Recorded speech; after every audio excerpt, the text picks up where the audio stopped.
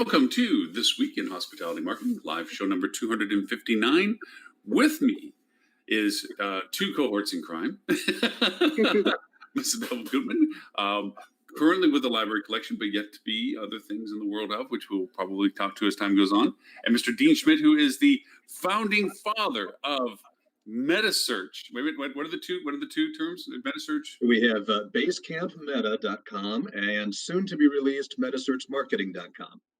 So all things meta. And Robert delivered to this week. I was worried that Robert was going to get a little too busy for us today and not get us our list in time. But Mr. Robert Cole with Rock Cheetah, who has been unfortunately absent from our dialogue for these past few months because J.D. Powers and Focusrite has cornered his attention and time the entire months going over doing data, produces us our list, which he curates every week for free. Anybody that would like to sign up for it, they can go to bit.ly/rock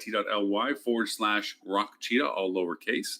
And he does his weekly. Oh, hey, Tristan. How are you, sir? Very good. Thank you very much, Mr. Gray. How are you? I am doing well. You're well dressed and groomed. And what the heck's what? I finally relented and got rid of the COVID haircut or the COVID growth, whatever it was, whatever you want to call it. And I went to the barbers and I thought I'd put a shirt on just for you, Lauren. Wait a minute. Here's the magic question. Did you bathe this month? This month? Oh, don't be silly. No. That's not till Q3. Okay. I was just going for the jackpot there that everything got taken care of at once. Yeah, there's not enough talcum powder in the world. So I was just talking about Robert Cole's list, the getting people to sign up for it and so forth. He had some really fun topics to this. Of course, he was pushing his Focusrite review for the cleanliness issue, which we can definitely hit as a strong topic for today. Mr. Ben! Morning, team. Consistency of the dress code from the across the pond today. Yeah, we don't ever really coordinate. And if you look, one of us is yin, one of us is yang. You work out which one it is. I'm going for the Malfoy look, the Draco Malfoy. House Slytherin. Hopefully you won't be slithering into anything on this show, Lauren. Let's keep it PG-13. Yeah, I'm still going away. I'm going for the ponytail look, which I'm just about there. Pretty soon, it's going to be back to the ponytail. I'm living my teen years all over again. Are you going man bun style or mullet style? Oh yeah, man bun. It's business in the front, party in the back. No, it's don't go ponytail. No man bun. That's against the law. That people get shot for that. Please, Lauren, please. No. I would love to see it's you. all just ponytail. I will make a significant donation to a charity of your choice if you come on to the next call with a man bun, looking like an American pineapple. Can't do it. Yeah, but you have to make sure the sides are totally shaved in, and and the man bun on the top and the really long beard. That's the way to go, buddy. Yeah, decades of hospitality. I've got to say that would be bad. I'm not the same as you, Lauren. I could not get the long hair. I mean, partially because of the baldness at the back here, which is hidden very nicely. But partially. All right, sure. But what I was able to do prior to my visit to the barbers is that I could actually put a bobble in my beard. It was getting that long. Yes, my two young children found that highly hilarious. That was the case, but sadly that has gone. And Dean went dark and Stuart popped up. What did you do to Dean, Stuart? Oh, sorry. What is up? What's your hat say? Hold on. Lean down. Oh, it's a Southern Tide hat. And following up on your self cutting thing, the reason I'm wearing a hat is because I started buzzing my hair this morning, and my shaver ran out. It's rechargeable, but for some reason it won't run while it's charging. So I've got a half cut head. It's interesting. Oh, that's amazing. I've had a rough 2020, buddy. You could really make my year by taking that hat off. Yeah, it's not going to happen. You could really. I don't see the incentive for me on that one. Just spread joy. The smile on little Ben's face when he sings. That should be joy enough for you there, Stewie. Come on, Unky Stu. Come on, Unky Stu. I That's wasn't the even Barbara thinking Ann about Weird wearing that T-shirt. Yeah. You shouldn't be allowed to wear. Yeah. Okay, No, with that it's in mind, with the list that Mr. Robert did give us, and there's actually some other lists of stuff. Hey, Lily, how are you? Thank Hi, God. Lily. Thank Thank goodness. God somebody's bringing organization to our conversation. We're No, talking about hairstyles, we ponytails, spent the and last South, and 10 minutes talking about haircuts. So you're Yes, welcome I know. relief. I've been totally off track I've before been we even creeping in the started. background for a couple minutes. Let the children have their play, and then in you come. Sort the order. I like it. Three times over. If we want to tackle Mr. Roberts' first major article, I would like to stand on a soapbox briefly and talk about the fact that this is a passé conversation that should have been resolved weeks ago by hoteliers. And instead, we're still talking about it now, and which is they focus on cleanliness and the safety and security of their guests. And only now are places like Marriott and AHLA saying, gee, we should enforce this with our guests. Yeah. That would be So good. here's my soapbox start Yeah. to the conversation. I'm going to put the link in, and then if you guys want to add to that that particular Yeah. comment, you're more than welcome to, I would say. I mean, credit where credit's due, right? AHLA have come out as the first major organization to really start pushing this. But you're right, it should have happened months ago, literally months ago. There were task forces across the globe. I was a part of one here in South Carolina called Accelerate Myrtle Beach, and we had guidelines that we pushed out to members back in probably mid to late April, you know?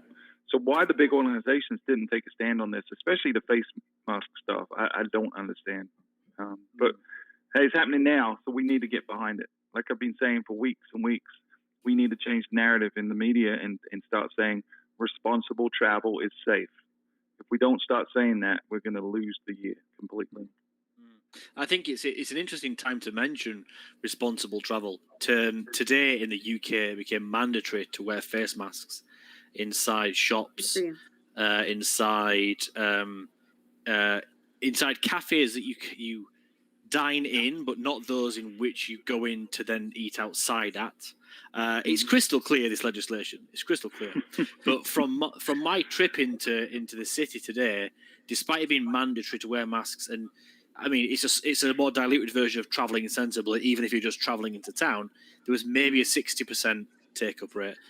And the police have already come out and said there's no way we can enforce this. You can't chase people around waving surgical masks at them to get them to do this. So it really is, the onus is on, I don't know, joint collective shaming of people who don't do this, ostracizing of, if you're not wearing a mask, you're a danger to me. You're not travelling sensibly, and you are holding back the recovery of the industry.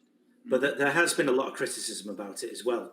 Not so much in terms of people not wanting to do it, more in the fact that the public is incredulous at the fact that it's taken so long, and it has been likened, the face mask coming on, so late in the day, in this whole thing. It's been likened to trying to wear a condom at a baby shower. It really is that way. Which I enjoyed very much, that analogy, and it's so true. It really is so true. No, you enjoyed going to the baby shower, Tris, or what? But we have to start where we are. Indeed. And we have to stop it now. Indeed. Because this can go on and on forever. Yeah. Or we can, all agree to be tough, disciplined, united, smart, and loving, and wear our masks. And we really need leadership to reach into the souls of the public and make them feel how important it is to identify yourself as someone who cares enough about your fellow man to wear a mask. Mm. But Adele, Adele for president. Adele for president. I'd put you up against Kanye, honestly. Yeah. I agree. Well, as I keep saying, if only Andrew Cuomo were president right now, it would be better. So just listen to him. Just listen to him. I do worry if we do finally get over this COVID hurdle, and I believe we will. I genuinely believe there's enough sensible people out there to outweigh the less sensible people, shall we call them? But I do worry about our small group and what we're going to talk about in the future. Because it's been all-consuming for so many months. To actually talk about another topic that is as important is not going to feel as important. Yeah, it does feel like H&M's been hospitality digital moaners for like for the last 8 weeks. Beat and abuse. Well, Actually, I have another soapbox we can stand on. I mean, if you want to, that we can merge our show into a higher level. And I think another thing, our industry is stuck in 101 in first gear. There is a repetitive white noise dialogue about fun. Everybody's got a hammer to fix a computer. Nobody has the proper tools and proper skills for advanced dialogue. They're still talking about fundamental marketing things that are defunct, out of date, out of place, and not functionally rational at this point. Nobody's having advanced conversations on what you really need to be doing in a very granular way. They're still basically echoing each other. It's like an echo chamber. Everybody that's walking around trying to offer solutions are still talking about the same thing. To your point, I mean that seriously from our show. It's like, yes, I mean, we're constantly trying to, every week is different as to what COVID's impact is. We restart, we false start, we, reopening, pre-opening, not opening, closing for, whatever. But nobody's talking about advanced ways of doing this stuff. Who's going to emerge out of this is going to be some lean, mean fighting machines. Those are the ones that are going to survive out of this stuff. Not the people that are going, what? you know why? yeah, I think. You know why? It's because we like the easy way out. We want to talk about Nobody the simple stuff. like there is too much effort required, too much of, we talk about this in other industries all the time, creating what we call spaciousness, walking away from the craziness and taking a moment to think with a clear head and actually move things forward. And I think that as a hospitality industry in general, we don't necessarily do a great job of that. Maybe partially because it's a 24/7 industry, right? So there's not much that we can do about that. But through proper planning, you can take time to really set aside, because I think it just feels overwhelming to do next level tactics. And so people kind of keep saying like, oh, I don't have time, even though they could create the time, because it just sounds like something impossible for them to tackle. In fact, people say, I don't have the time to do important work because I'm lost in a flurry of day-to-day, chaos. And the fact is, if that you focus on the important work, your chaos will diminish and you will be free from doing the same repetitive thing over and over again. It's like being a mouse or a hamster on a wheel.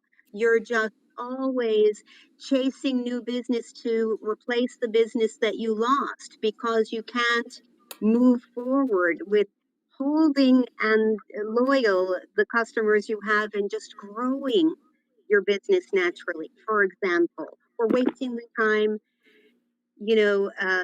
with irate guests instead of solving the root cause of the problem to have less irate guests. Right. Well, you're absolutely right. And we can look throughout the history of the travel industry. This is not a new thing. Let's take an example of rate parity. For example, rate parity has been around for 20 years that we've had problems with this. It used to be that, book direct versus an OTA or whatever, and we had channel managers out there. Easy Yield, that was one of the channel managers trying to keep those rates all the same. We had that challenge back in 2002, and we're still dealing with it today. The difference is it has evolved. Just as soon as you figure out, okay, here's how I'm going to fix that problem, it evolves and changes. Today we have the problem of wholesalers. We can pick on Momo.com because they no longer exist. So they were coming in. We were giving them rates we shouldn't have, and they were coming in and undercutting us all over the place. It keeps on changing. It's a little bit of a whack-a-mole game, but the problem is still the same. But I think it goes wider than just the hotels and the hoteliers here. Yeah, the day-to-day thing that you're talking about there, everyone, that I can understand that with the 24/7 hospitality industry. But the hospitality industry they're always looking towards their partners for help, technology companies, service providers, whatever it may be. And to Lauren's point, I think there's people fall into two camps here. There are the people that, one, actually don't know what they're doing, which is why they're still pushing the same old stuff, because their business model is probably the same as the 24/7 rat race that's going on within the hospitality model. You know, losing clients out the back door and trying to shove new ones in the front door, constantly happening. We know that with several providers. And the second one is, and this is my tinfoil hat talking here, I think there are companies out there that do know what to do in this. They're just keeping it quiet and not shouting about it and charging customers a tidy sum during a difficult period. I mean, I, for one, would like to see more technology providers coming out and offering things to help, even if it's free. Free dress. Watch this space is all I'm going to say. Watch this space. Free dress? Are you hinting at something there, I Chris? may well be. I may well be. Watch this space. There you go. Once again, shameless plugs. There we go. Well, I mean, I read this expression. I never used to have shameless plugs back in the day. I feel like Lily, you've sent us down this path. I've started a trend. There was never a weekly survey that came out. You know, no, there wasn't. No. Listen, guys, you're never going to believe what the Field Travel Insight says. When in Rome. And if anybody needs keyless entry, you know who to call. Well, I mean, some of the articles that Robert did today, there's some stuff that he pointed out about how there is going to be a change in ownerships. There's going to be, the weak will fail, the strong will survive, but the margins are going to be less. Taxes are going to be different. Asset values can invert, and which is going to create a sell-off. There's lots of, there's articles he peppered through all the different categories related to these kind of things. But to your point, Tris, is that there is solution processes, and the reason why I'm up about this is that I've just, with some new clients I've just got onto, they're all excited about the call. We get on the call, and it felt like I went back a year. Okay, we're taking this off the shelf, and what are we going to do for our paid campaign? And it's like you realize the verbiage and everything, and the strategy and the targeting, all's different now. There's nothing about what you're talking about in the terms that you're talking about it that are relevant to what you need to be considering right now. You're thinking that you're turning the lights on and putting coal back into the furnace and firing it up and, turning the sign on and people are going to go stand back out in the station that they were standing out before and we're getting back to business. None of that's true in any market. I mean, and the worst part of it was that this was one of the cities that was flaring up at this point. They're trying to get back into the business game, and literally the city is blowing up and make national news. And it's like, guys, if you look outside the door, who's going to want to come and stay with you when everybody's telling you that city is going crazy with the growth of the pandemic? And why do you think that is, Lauren? Do you think they've been given bad advice? Do you think they're previous agencies? Or do you think they've just buried their head in the sand? I don't think that they learned what they thought they knew back then, and then they're just bringing the old information again. And then I think because they've been out of it, literally out of it, and they're coming back in the door, they're thinking, oh, well, this is what I know. This is what we do. This gets back to it. And it's like, and keep in mind too, a lot of hotels don't have agencies. So I know you guys are on the bandwagon of bashing agencies, which we all do on the show, right? I think that there's a lot of dishonesty out there, but I think it's bigger than that. I think a lot of folks just don't know where to turn, and the thought exercise we've been telling people to really push this point home is, imagine if you jumped in a rocket ship today and you were going to open a new hotel on a new planet with new people that you're targeting in a new destination that you don't know. That's the mindset you have to take. How would you approach that job differently? Because your consumers completely fundamentally changed. Their motivators are different. Their fears are different.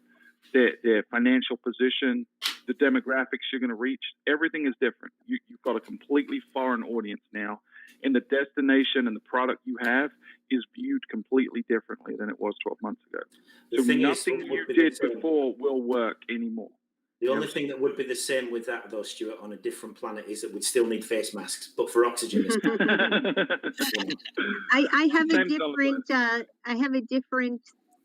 thought mindset test. What if your uncle died and left you a hotel, and you're starting from nothing, you've got a bill to pay, and it's all on you, and you've got to make it work? Where are you going to find business? What do you need to do to make every single penny go as far as it possibly can and bring the most results? And I think that if more people got out of their silo mindset and onto an entrepreneurial mindset, the ideas and the thinking would flow much more easily. I'll add to that contribution one thing, and that is that we, going into this, had it's not my problem, it's somebody else's, or I did what I could do.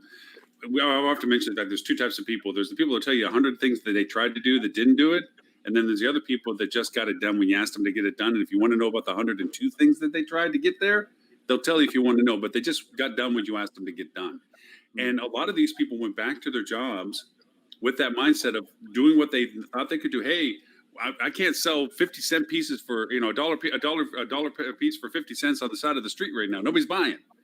Well, that's not an answer. You're not generating revenue. What can you sell?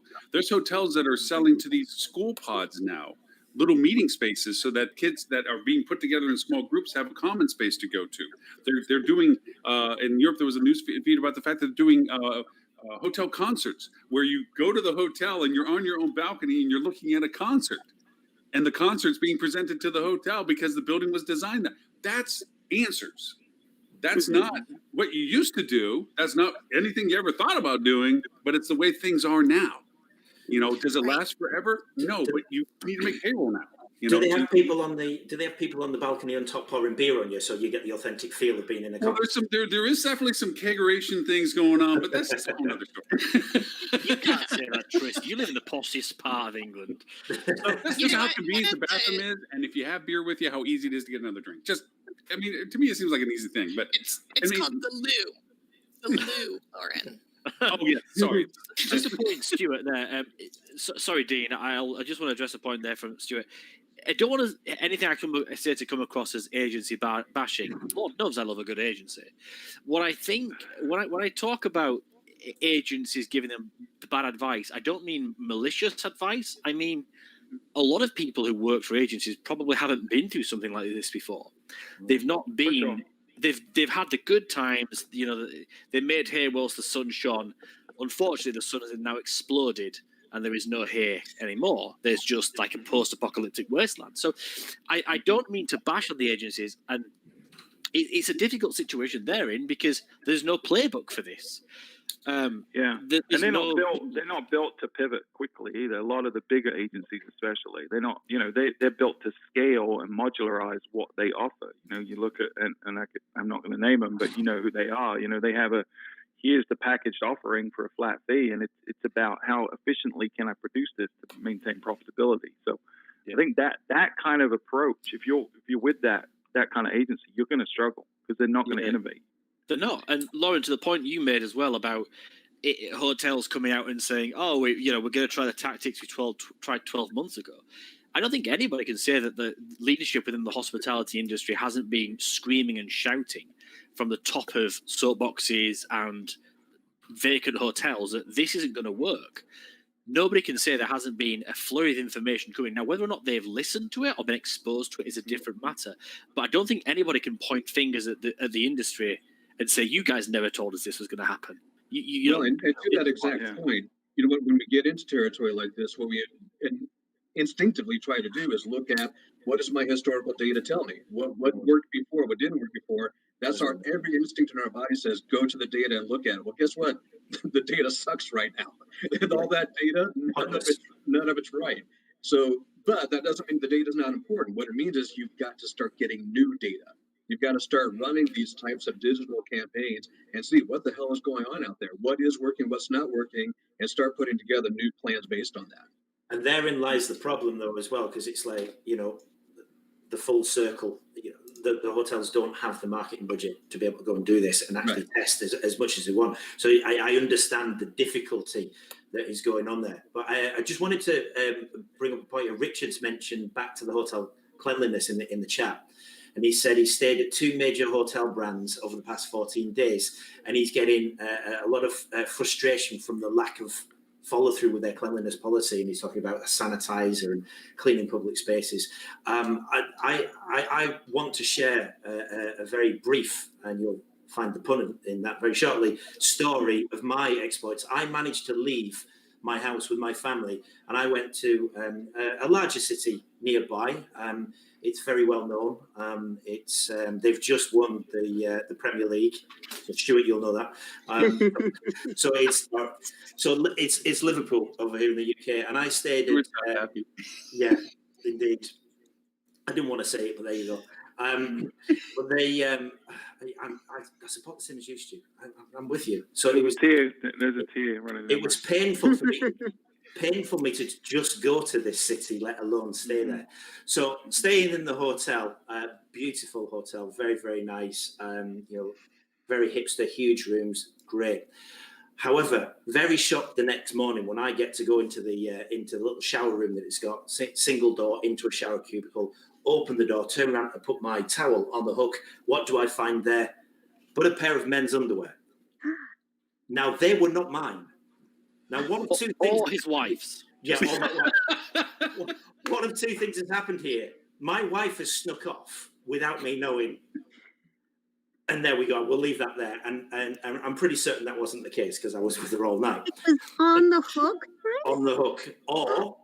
And so when I complained in the morning, and it wasn't much of a complaint as a, seriously, guys, this is not a small faux pas. This is, oh my God. Even pre-COVID, this isn't small, Yeah. And apparently not only do they have cleaner that goes in who should check it, they also have another person who's meant to come in and check the cleaner's work, and the double policy. So it's clear hotels, as they're up now, are still struggling to get around this. And the problem you've got is all it takes is one case and you're screwed. That's it, because that gets out. Because I've gone and told that story several times. I'm not going to name the hotel because it's not fair. And I don't want to do that. Besides, I don't think there's going to be too many people wanting to stay in Liverpool at the moment who are listening to this show. But still, Stuart does. Stuart loves it. Yeah, I'm gonna go celebrate the championship. Yeah, but I can feel Richard's pain as he talks. Hey, at least you got a free pair of underwear. And what happened at that one hotel, if it was a brand or if it belonged to a collection, then it not only diminishes their reputation forever, but the whole park. Yeah. I have to wonder, like, how are they enforcing? Mm-hmm. The brands are putting out, we're all doing this and this and that, but expecting it to turn on a dime with very little enforcement. My guess is that their inspectors probably aren't traveling right now either. And so it's kind of a honor system. And just like any other brand issue, you're going to have some that are doing it well and some that are not doing it well. And I think that that's a real threat to the brands right now because they've made such a big deal about it. They've taken such a significant stand on these issues. And then if you go and you visit, you've had one bad experience. If you go to another hotel within the same brand and have another bad experience, and God forbid a third bad experience, that's pretty much it. And then you assume that the brand is no longer. Well, to be really pragmatic about the logistics of this, you have an exceptionally exhausted team that may have stayed in existence through this entire process. They are, first off, they got dumped on 5 extra jobs when everybody else got furloughed. They existed under the sheer threat of, you could be next, do whatever you have to do. It doesn't matter about title. If you got to clean a toilet, clean a toilet. And if you got to run the front desk, run the front desk. And they've been running this marathon this entire time. Now, perhaps the hotel has decided to think they're restarting or pre-opening or whatever it is that they're in the process of trying to do. They bring in a crew that has been on ice, metaphorically, for a few months now, that have not been brought up to speed as to what needs to get done, how it needs to get done, or whatever needs to get done. And they get brought into a team that has no time for them. They're like, thank God, just watch the front desk so I can go to sleep. Whatever it is, you got 2 bad mixes of motivation at this point. And then you try to open the door saying, we're going to do everything that we're supposed to do, and this and this and this. And then you get bad underwear in the shower. And, to Stuart's point, you get an extra pair to bring home. But, but the idea of it is that there's been no uplifting. There's been no culture to Adele's value proposition. There has been no let's rally. This is the end of the marathon. Let's sprint. Let's get to the finish line. Let's get back to coordinated to what we're doing. This is what we've learned while we've been running the fort. Let's teach you, the people that have been on ice, people on ice, infuse us with some energy. Let us get back up to speed, that this is worth all the pain that we've been going through. it may not be happening in all these hotels. They might just be trying to go through a lot of this, and as we pointed out before, a lot of them aren't up to speed with the reality of what their day-to-day is in the new way of things being handled. I'm going to argue with you and then argue with myself. I was going to argue with him and then argue with myself. So I think the part of the problem, Lauren, is you say it's the final sprint of a marathon, but the end isn't in sight for a lot of people. No. In hope, there isn't a lot of hope. There was hope coming, 3 or 4 weeks ago, and then we saw this massive resurgence in. I think it's ripped the rug from under everyone, and there's this sense of everyone I talk to of just like, I don't think I can do this for much longer, right? So I think we're dealing with that. So it's easy to say we need a rally, but it's really difficult, and that's where I'll argue with myself, because I feel like although it's difficult, we've got to do better. We've got to expect better. Something like that is inexcusable in hospitality, especially now. It's not like it was balled up and hidden somewhere in a nook that someone wouldn't look at, right? For maybe if they're doing a quick inspection. But hanging up on the back of a bathroom door is a common place that people leave stuff. It's a fundamental check in every housekeeping playbook I've ever seen, right? So you gotta hold yourself to higher standards, and we as consumers and as hospitality professionals should expect and demand better than that. I think the housekeeper could have been rushed, and sometimes when you're rushing, you don't look up. There's a million reasons it could have happened, but it doesn't mean it should have happened, right? Absolutely. I'm not unsympathetic to it. Not unsympathetic to it, simply because I knew that they were quite high occupancy. I mean, obviously didn't ask them, but I can see the and place probably short-staffed, right? Yes, I mean, that was definitely because the young lady that I spoke to in the morning, who was the duty manager, who came on, and I said, "Look, listen, this is what I found." She looked stressed before I even dropped that on her toes, and then she just went white. It was like, oh, Wait, did you literally drop it on her toes? No. Metaphorically speaking, the problem was dropped on her toes. I was watching another Scouser's pair of underpants. It wasn't happening. Yeah, the reality is that there is human error, because all of the staff members are people. And we make mistakes. Everybody makes mistakes, but the process is there to double check on the person's mistakes. Yeah. So there's a difference between a mistake and not following process, and this is an example of someone not going through a checklist. Exactly. And that's something we have to hold to the highest standard in hospitality, because if we start cutting corners on the basic fundamentals of process, we're not going to recover nearly as quickly, and this is going to be a lot more painful than it needs to be. I'll add, I wish Ed was here, because I'd actually argue with him on a statement he used to make in the show months ago, a year ago maybe even, that our industry needed the infusion of outside resources to give us better perspective on what we should be doing. And I would contend that right now, as what you mentioned, Stuart, there is no end in sight.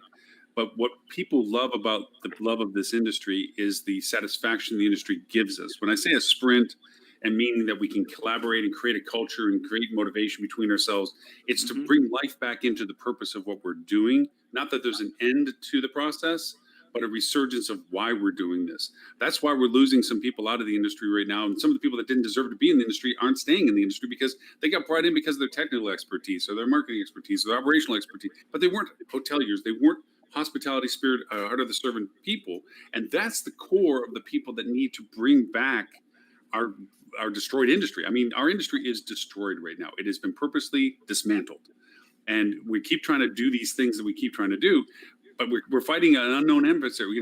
A city flares up, or now a market that we're trying to get people to come travel from. We don't want them because they're coming from a high risk area. It's constantly shifting every day as to what we're doing.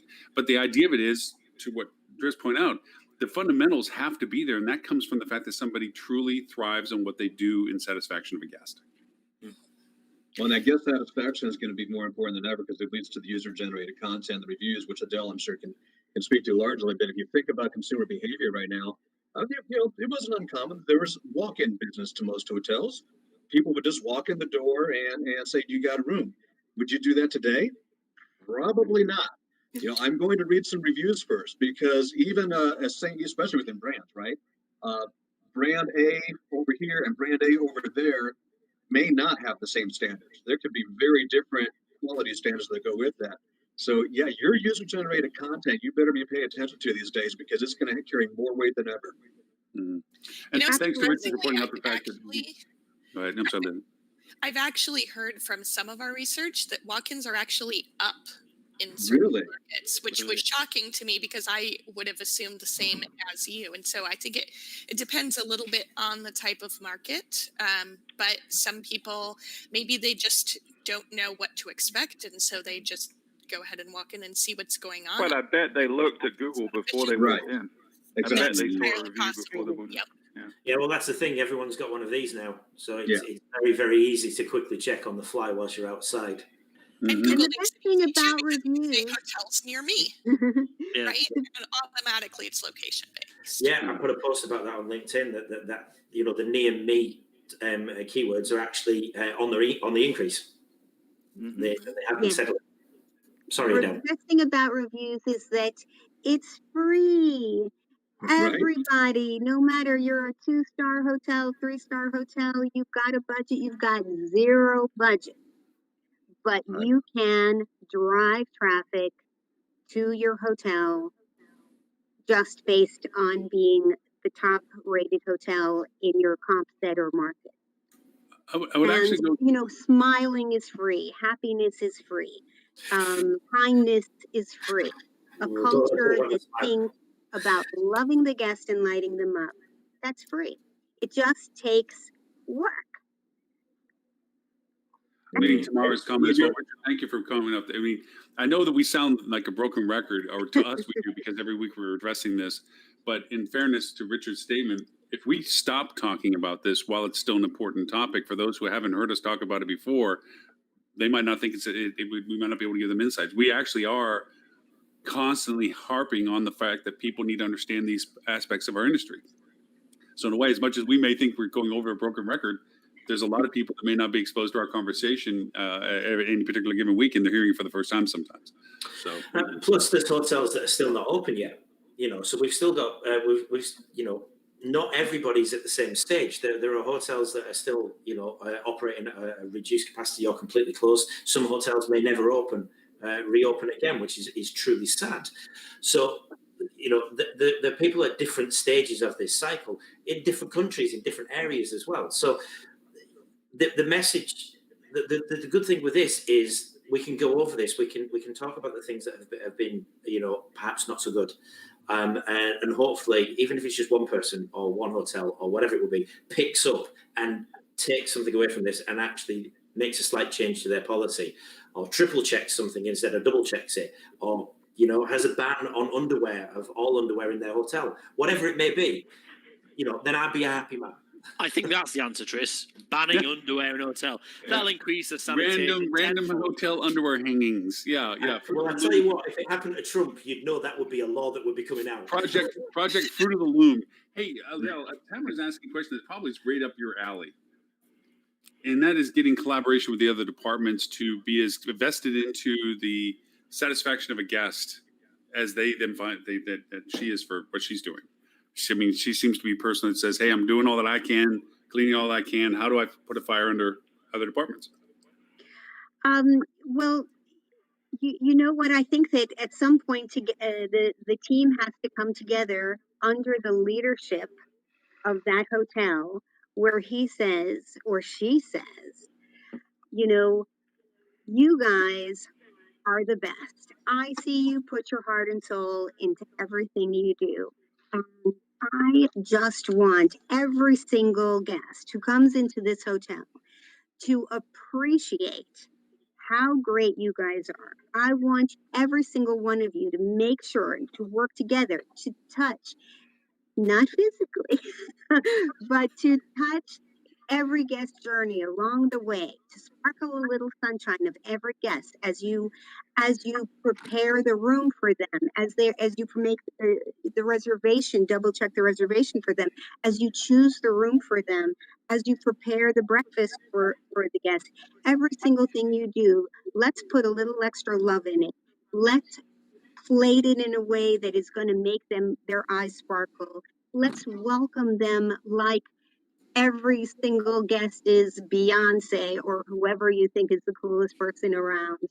Let's treat everybody as movie star special, because just imagine where they're coming from, the stressful life that they're leading, the terrible, trauma that they may have had with their family or their business so far, and now they're taking the time and they're spending a little time to have some good relaxation and bonding with their family in a beautiful setting where they can finally relax. Let's really put our whole heart into giving them a wonderful experience, a wonderful memory, and let them feel cared for and worry free for just a little while. And let's all do it together. And let's chime in. If you see something that we should be doing better because somebody told you that something happened wrong, don't just say, "Oh, I'm sorry that happened. Here's a fruit plate." Talk about it. Level up that escalate that comment so that the people who are making the decisions or who are doing the communication, almost most complaints have some aspect of a failure to communicate buried in them. Let us change those things. We value your input. We value every smile you give to every guest, every time you go the extra mile for someone. And we value your vocalizing what you see happening wrong. And how can we, and let's work together as a team and how to fix it.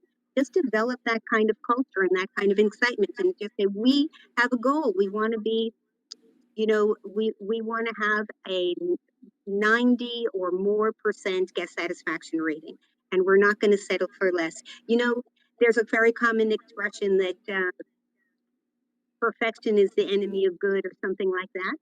Well, David Foster, the great musical genius that he is, says that good is the enemy of excellence, of greatness. Let's just be great. Why not try to be great? We don't come to work every morning saying, let's be average.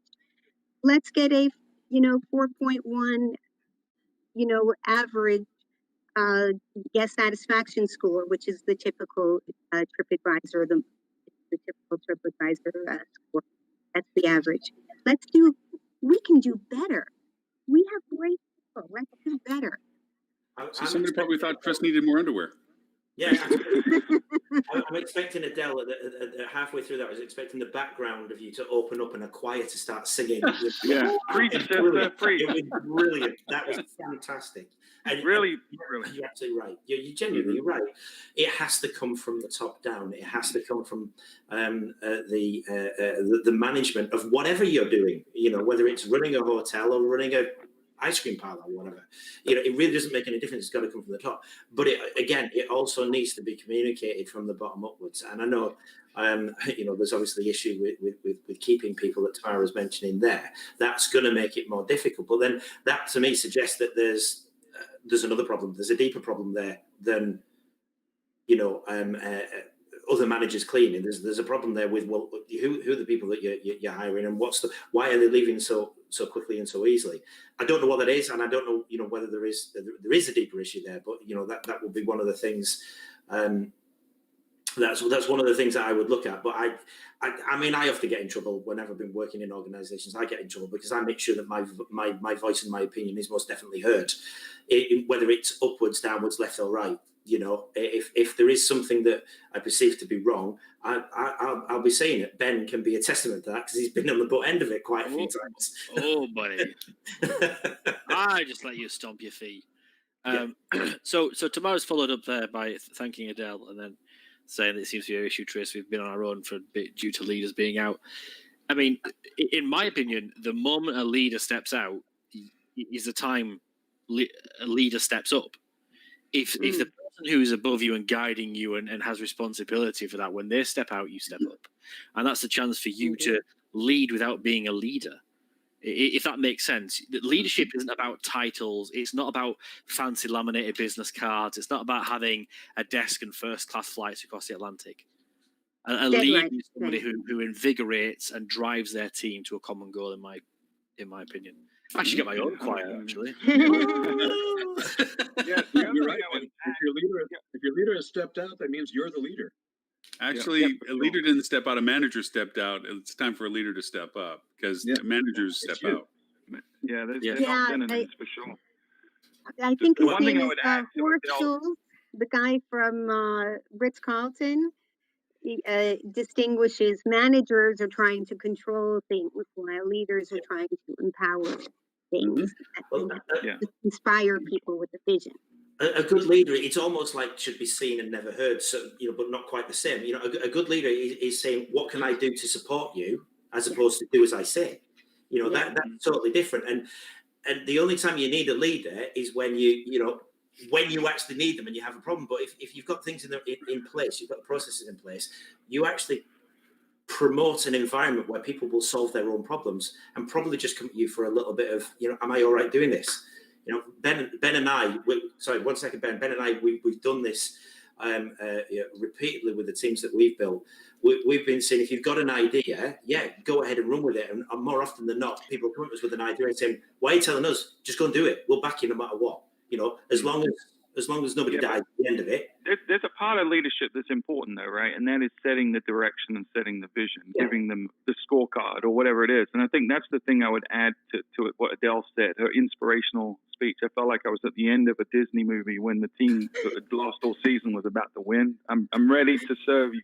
But I think beyond the emotional connection, which Adele clearly made, I think you've got to tap into one of my favorite phrases, which is where focus goes, energy flows. Which basically means unless you're talking about something, people aren't going to put the energy in towards it, right? So the best properties that I see and the ones that are being successful now and have historically been successful, the ones that ultimately will survive, share a common trait, and that is they have a central scorecard. The KPIs that determine their success are the same KPIs that they talk about in every department. So which it should be, if guest satisfaction is one of your key performance indicators of success, then in every management meeting, every team meeting, you should be talking about how you're doing directionally on that metric and what you can be doing to positively impact that.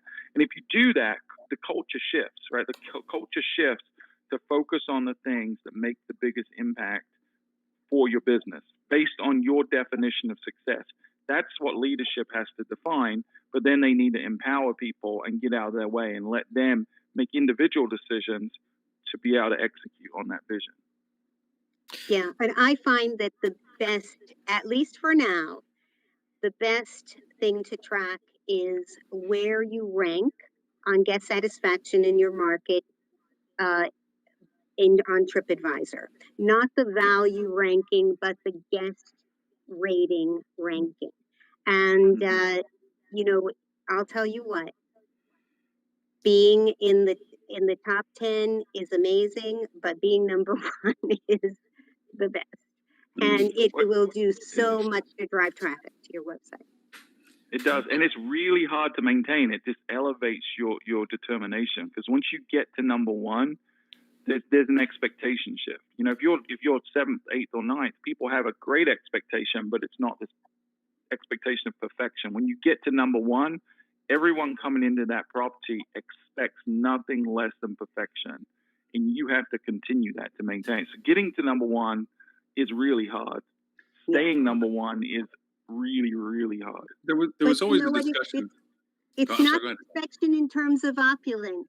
It's based on guest satisfaction, which is what TripAdvisor is really fair about. It's different from the travel and leisure list, for example. Although they do have I've seen 2-star hotels number 1 in destinations. It doesn't matter what your service level is. It's about your guest satisfaction. So look at Drury Hotels. We're not number 1. Look at Drury Hotels winning J.D. Powers. Right. I mean, they're, I think that they may be rated as a luxury brand, but it is really, it's not about opulence with them. It's about happiness. It's about your comfort. It's about taking care of people. And I really applaud and congratulate them. And it makes me so happy to see a hotel in that class take the top lead. Well done. Well done to Drury. So can I just ask, Ben? You went and got a book, and you were gonna mention something about. I think it was going to be something about leadership, and obviously tomorrow we're really having a conversation there. So I'm intrigued to hear it. It's a book called 21 Letters on Life's Challenges by Charles Handy, a well-known academic, economist, manager. And there's only one thing I've highlighted in the first half of the book, and he's talking about human resources. These are basically letters to his grandchildren. He wrote to his grandchildren so they could read them and hear his opinions on things as they grew up. And the one quote that I think is really relevant here is, work needs to be organized, things should be managed, but people can only be encouraged, inspired, and led. And I think it's such a distinction to make in that it's the leading and the inspiration of people that's important. And getting, you mentioned yourself, Tris, the way we approach things, getting people to go and be free. It's the inspiration. If your line manager isn't there to inspire you, and that inspiration can be to do the day-to-day mundane things that just need to be done, as well as creating new and exciting things. If no one's there to inspire you to do that, that's when people step up and take the mantle on for themselves. And it's great experience at low risk as well. So you look at points in history where people look at what was inspirational. You look at like something like John F. Kennedy that said, no, we're not going to just put a man in space to match what was at the time a crisis. We're going to put a man on the moon. And they're like, we don't even know how to launch a rocket without it blowing up right now. And you're talking about us getting to the moon when we've already got our asses whooped by some other country that already put a satellite in space. That aspirational, we're not just going to put a car back on the racetrack to run around in circles, and we're not planning on winning the race. We're going to win the race with this hunk of junk that we're going to kick everybody else's butt with. The idea of saying we want to be the best at it, not just be good enough, as you keep pointing out, Adele, is really what is that rally point. And I'll add to the caveat of what you said, Ben, the leadership aspect isn't about getting out of the way and giving the resources to the people, but reminding them that you did that. It is the selfless act of truly stepping out and making the people feel like they were the ones that created their success. And they, not until years later, they go back and go, oh my God, you made that happen. You got that out of my way, but during that whole time, they never knew it. They just felt that, yeah, you know what? You're right. I made that happen. And, you just smile and know that I cleared a few shadows out of your way and made sure the sun came down. Every team member has $1 million idea in their head. And as a leader, you've just got to get it out of them. Yeah. Mm-hmm. And you need to make people feel powerful. And, one time there was a situation in a hotel, and I was trying to figure out what is the morale problem here? What is the issue? And so I went to sit in that office for a few weeks at that property, and I kept hearing at all the meetings from the best people on the team, but I would hear them say, oh, don't feel like you need to answer questions like that. Just pass them off to me. Just pass that off to me. If anybody asks you anything about this, don't worry about it. Just pass them off to me.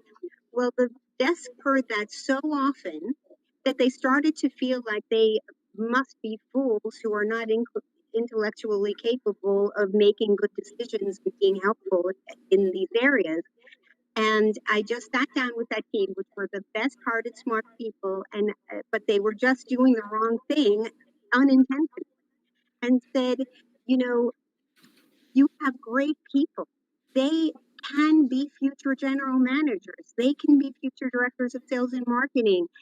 Talk to them like you are training them for the next step of their career, and let them help you, because by letting them help you, by empowering them to be creative and use their full mind and full passion for hospitality to take care of that guest as quickly as possible, we're giving a better experience for everybody. And you'll have more time to do what you really need. And it worked like magic. And it was just a mental obstacle that was in people's ways. But when the desk started feeling, I'm respected, my opinion matters, my contribution, and my, the trust that my company has in me for being able to make good decisions based on an understanding of our goals and the way our business works, etc., you know, I feel great about going the extra mile and taking care of customers. But for a while there, it was like, I'm afraid to do anything because I'm going to get in trouble. And Right. that is a disaster for your. And if you really want to frighten the person who's doing, I'll take care of that and all the rest of it. You know, when you're talking about training these people as being future leaders, future managers, future whatever it would be, they could also be your future boss. Indeed. Remember that. Mhm. You never know. You know, you never, again, what goes around comes around, especially in the hospitality industry. As much as, you know, we're talking it's global, 10% of global GDP, it's a really small industry. It's a really small industry. There's a piece of Tamara's comment that we haven't quite touched on, though, in that she's talking about other managers, right? They have a relationship like this. She doesn't report to them, they don't report to her. So, how does she inspire essentially her similarly leveled managers who definitely managers should be focused on all of these things already in order to be in this position, right? So, I think that here you can also employ some of the same inspirational techniques sideways, but look at how many potential department managers are out without a job right now that want to come in and do an excellent job. So just reminding even your coworkers and saying, wow, we are so lucky that we have these positions right now. I know that it's stressful.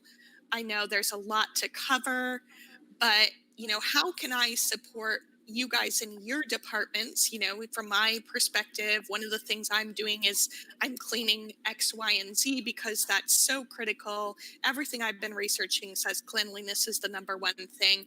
How can I support you guys so that you can achieve that in your departments as well? And it's kind of a hint to them saying, hey, you need to be achieving this in your department. But it's a nice approach as well that reminds them that there are probably 50 people who would love to have their job right now. And so it's not that difficult. Line level staff is really problematic right now. And depending what happens with the unemployment, that may shift things again. We may see more people willing to return to work.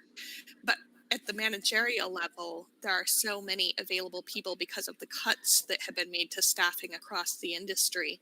So it's important that we're all putting our best foot forward and really being grateful for the positions that we have and saying, okay, how can I return this to my employer in the form of excellence in everything that I'm doing? And how's it going to look in someone's resume if you're part of the hotel that, you know, took a nosedive because of cleanliness or because of issues or whatever it's going to be? You're not going to be terribly employable back in the game simply because we're going back to the process thing. If you can't follow a simple process, you know, and you can't get a team, you know, your team that you're directly responsible to follow a simple process. Yeah, you may not be a leader, you may not be, be fantastic, but at least do something simple. You're not going to be terribly employable at the back end of it. And if that doesn't work, then I always suggest knife fight. You know, with not managers side by side. You know, I think what my colleague's trying to say. Two managers go in, one comes out. There are different ways to solve this problem, and we should do it amicably and not stab our colleagues. Yeah, that's right. I like that suggestion, Lily, because it's a little bit it's nice, but it's a little bit it's what's not being said. How can I support you in doing this? Suggests it ain't getting done. It ain't getting done. And this is me nicely telling you. Whilst I'm going to remind you how many people are unemployed, how can I support you to keep your job when there's thousands of people that would love your job? I am a humble servant. I'm all about you. I love it. It's such a boss question, though, isn't it, Ben? It's such a boss. It is. By asking a how question. And sometimes the opposite approach happens too. It can be effective too. There's a lot of psychology studies that show that if you ask someone for a favor, then it tightens the bond between you, and they are more likely to open up to you and trust you in the future. So sometimes you can flip it. Rather than going to them and offering them something, maybe you start the relationship the other way and build the relationship by saying, I really need your help, and I know you're busy, but could you lend me your knowledge or your expertise or give me your opinion on this? because that creates that connection that then they're going to trust you more, and that you can build upon that to get a deeper relationship. Don't abuse it and don't do something that doesn't make sense, but genuinely look for their help. Then they're going to feel like they can trust you to do the same. Modeling that behavior can help. Sometimes the difficulty with that is that you end up getting a job back yourself when you're trying to get the other person to do the job, and that can be a tricky one. Yeah, I think with the way Lily mentioned it and what Ben was talking about, it's obviously read books. It's the how can you or how can I expect you to do it, or how can we do this together? By asking a how question, you're actually getting the other person to come up with the answer and come up with the solution. Mm-hmm. And it's the phrasing of the question and how you actually ask that question that puts the emphasis on the other person. See, I'm in the Arnold Schwarzenegger Conan mode, which is destroy your enemies and hear the lament of the women. It's just if they're not doing their job. Again, listeners, we're not suggesting you destroy, knife any of your colleagues at all. I think Ben is involving into legal counsel. That's not a role I would take on for this group of people. You're all on your own. To be fair, Ben's been my legal counsel for about 14 years. I advise you not to mention. Take a knife, 2 enter, 1 leave. Guess what? New housekeeping director. It's a merging of departments, is what it is. Wow. It's By the time the GM comes back, there's one person. It's like Thunderdome. One person is still there. Everybody else is gone. Place is clean as a whistle. Yeah. The good news is we've cut our payroll. Payroll's literally cut our payroll. Significantly. Sheesh. There is a smart goes to the marketing twist of things, and one of them was related to Delta and all the rest of the airports. Although the airlines, where some airlines have decided, like American Airlines, it says, look, this middle seat thing is just PR. It has nothing to do with it. And then other airlines have said, no, we're going to keep the middle seat empty, and we're not going to be jacking our rates, and so forth and so on. And boom, look who got the business. Yeah. It's this perspective shift of like, you may think it's this, but wrong answer. We are doing better business. We are keeping the middle seat empty, and we are growing back. Now, that being said, airlines doing business now are never going to do no, not never. Excuse me. It's going to be a while before they get back to a business level prior to what this has happened, especially from the corporate travel perspective. Because it's scuppered, yeah. It's scuppered. Yeah. The word from such a good word. Yeah, I'm going to grab a couple of the articles for it, but I just thought I'd throw that in there because it does relate to a little bit of what we just said. So I'm going to grab those articles. But you're right. There's no way on earth I would want to fly in a middle seat these days. I didn't like it before, and sure as hell ain't going to do it now. Yeah. And I wouldn't fly if I didn't know that the middle seat was empty. Exactly. No. It all depends on who's sat either side of me, if I'm honest. If it's my kids, no, ain't happening. No, total stranger, no problem.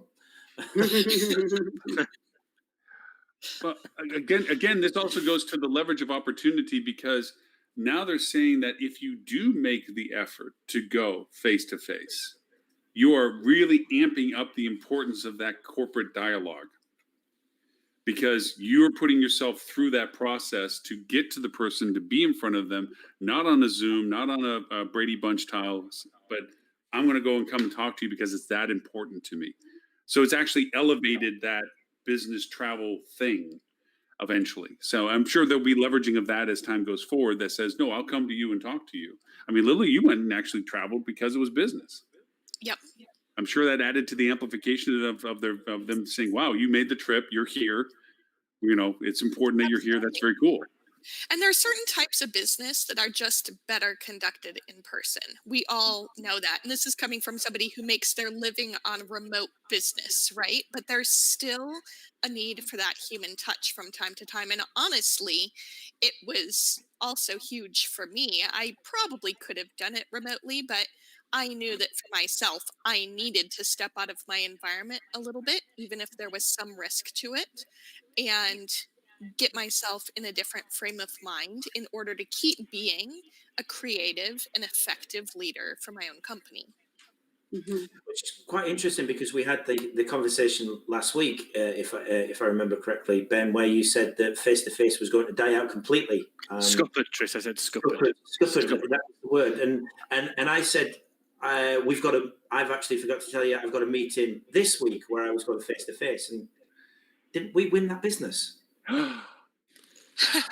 Oh, Man, Ben. you guys are just putting out your website and you're already divided. I don't know. Well, yes, we had girl groom beard versus the Yang black T-shirt hadn't bathed in months. Oh. I think, I think, Chris, and this isn't necessarily something for a public forum. This could have been done with a call afterwards. But I would suggest that you may not have needed to do that. I mean, I, like anybody, would love for 8 hours away from my family. I'm sorry, I'm kidding. I love you all. But I mean, yeah, obviously, it's going to, at the moment, it's going to be easier for people to do business face to face. There's something very different about being able to pick up on non-verbal communication and the feel and the tone of the way of a conversation is going. I hark back to the last 5 years. I mean, look at all the other clients we've signed that we've never met and we are never going to meet. Push now, push. If you want to do face to face, I agree. I would love to be face to face with people, but is that creating an inconvenience for them? Because keep in mind, they might be working from home themselves. So where exactly are you going to meet? You're going to maybe go to a Starbucks. They're not in the office. Well, let's assume you do get them in the office. Now everybody's concerned about, okay, do we wear face masks? How do we keep everything clean? All the things that have to be taken into consideration along with that. Is it more convenient for them to meet you by Zoom? Let me ask a hypothetical question. If you were forced, like as I'm not even going to consider doing business with you unless you show up on my doorstep, does that change your opinion of it? It massively depends on the value of the client. Yeah. Mm-hmm. I mean, I'm absolutely saying go find somebody else. Sorry. I mean, I don't care how big it is. You could make my day. You could make me a millionaire, but that means I got to come kiss the ring. I don't kiss rings. Yeah, but to be fair, Lauren, you are the most stubborn person on this side. And I think what you're getting at is the approach, right? Like, hey, it's one thing to say, like, hey, we're very family oriented. For example, we did some work in Portugal. They flew us to Portugal first class to close the business on their own dime because it was so important to them that there was that face-to-face connection as part of their culture. However, the way you're describing it, Lauren, is more like a threat, right? Yeah. Like if somebody's threatening you, like you're not going to get the business if you're not coming to visit me. I think that has less to do with the travel and more to do with, is this the kind of attitude that I want to deal with? Right. Every day? That's how I kind of look at it. That forced, I don't care about you, it's only about me perspective. I don't want to get in business with those people. 28% of people. I also have a rule that it's better to be, you have 2 contracts you sign with somebody, the one you do sober and the one you do drunk. Always do both. 28% of people, according to Fuel Travel's last study, believe that it is. Sounds legitimate. Sounds really legitimate. These are the people who say, I don't want to be forced to wear masks, but you best keep everybody else away from me because I'm scared of them. Yeah, they say it's a narcissistic trait. Yeah. These are people who also wanted a wall between you and Mexico, but there we go. That's completely different. Remember when that was a topic of discussion? That seems such a long time ago. Yeah, I mean Brexit. Not forget Brexit. Oh, yes. It was great that the comment, Stuart, you made last week. I actually wrote down us and them, and us versus them, and the tribal need for masks. I thought it was piercing, is what I thought that was, piercing. It got to the heart of the issue. It was very much I want to be safe, but I don't want to do anything to be safe. I just want everyone else to make me safe. Exactly. Bad people. Holly's in the peanut gallery. She shared her survey she did about the middle seat dialogue a little bit as to would you think about better to raise the price and keep the seat empty and so forth. And survey says 52% higher price, less people. But there's still personally, if I'm traveling, I don't really care if the price remains the same. I might be a little annoyed if the price is higher than usual, but I don't see the need to discount. But I do like that there's less people. When I flew through LAX, I saw the people from my flight and about 30 others in the entire terminal. to elevate our game and conversation, like I mentioned earlier in the show, here's an advanced dialogue that's been beneficial to the people I've had in Indianapolis, because Indianapolis, ironically, is a hub of small airports, executive airports. We do this business travel as in salespeople going to visit clients, or corporate travelers having to go to corporate mothership, or we relate to it from the downward to the up position. We don't look at the top to the down positions. I own a big company. I got to go see my businesses. I own a private plane. I want to go see stuff. Okay. Mhm. We've had some decent success in targeting private flight charters. We've had decent success in people that have said, I don't want to get on the big planes. I'll pay the extra to get on the small planes, and I can financially handle that. I can pay the double amount, which is, ironically, there's not a big gap between trying to upscale your big plane ride to just going on a private charter plane. And there's a really intricate network of private charters that people use. They own a plane, but they lease it out all the time. And it's a part of networks of people flying all over the place. There's enough people like that we get decent business that aren't having to stay at the Ritz. They need functionality. It's by the airport. It's to my business. I'm back on the plane. I'm out and gone. I don't need the pamper spot. I don't need this and this. I'm still running a financial business. I just need to stay at a hotel that is accommodating and clean. That's people don't think about things like that. These are those little grains of rice that build up a bowl of rice. It's just, this is a piece of business you can get. It's a dozen, half dozen, whatever, but it's somebody that you didn't have before. So just that kind of thought process that you kind of have to flip it over sometimes and look at it from a couple of different ways, but that's business. And there's more of those charter flights going around at the moment as well. Yeah. I've seen quite a few looking for digital marketing agencies to actually advertise the charter flight themselves. So there's clearly more that they're trying to do, or at least try to capitalize on this industry sector. You're right. Keep your eyes open. Look at what's going around, and see if you can then have the knock-on effect of what their additional business. Tech support companies right now are wicked solid with that. They need to send crews because they actually have to go down to the denzins of the servers, and they got to go to the room itself, and they got to be jacking cables and cable monkeying it and everything else to do the stuff. They can't do that remote. It's not about telling somebody unplug this and plug this here. They have to go and handle the hardware issues. They have to go, and they usually go in teams because one person usually doesn't solve that stuff. It's usually pairs and twos and fours. And those people go on these planes because it's that important for them to get there to do the solutions. Yeah, you can't do that over Zoom. No, the other red one. No, don't put that one. Oh, God. The blue wire. Oh, no. Screen goes blank. There you go. Anyways, so thank you, Holly, for bringing that back to our attention about the middle seat thing. You should join us. Lily's right. You should pop in, sitting in the peanut gallery like that. So, open it up for there's a bunch to sit there and judge us. That's all. Yes, she's good at judging us. So. Is she judging us? Yeah, she's sitting off and judging us. So I don't want to miss some of the Google stuff. I have an article separate from the article that Robert gave us as to Google My Business. I have a bit of an axe to grind and something new as to us using Google My Business. It's one of the most fundamental tools that Google is truly leaning into, and there's a lot of stuff they're dumping into this that nobody's really utilizing. It's stuff that they've added a lot of COVID aspects to it. They have a lot of, I'm not a big fan of their certification thing, $50 a month thing. I don't think that's really into our market yet. It's more for retail, I think, and service industries. But yeah, it's being tested in certain markets for services like repair services, things like that. It's not available for hotels. But it is for restaurants. Yeah, restaurants could be helpful. You're right. Restaurants probably could be helpful for that. Yeah. So especially ones that do delivery during COVID. So I put a post on this as well myself around the testing. It's almost like a meta search, but for non-hotel industry, the adverts within Google My Business. And one of the areas that they were talking about as being a potential issue is restaurants, where you've got an OTA style system where you've got bigger app delivery services advertising on the Google My Business listing of a restaurant or a takeaway or whatever it would be.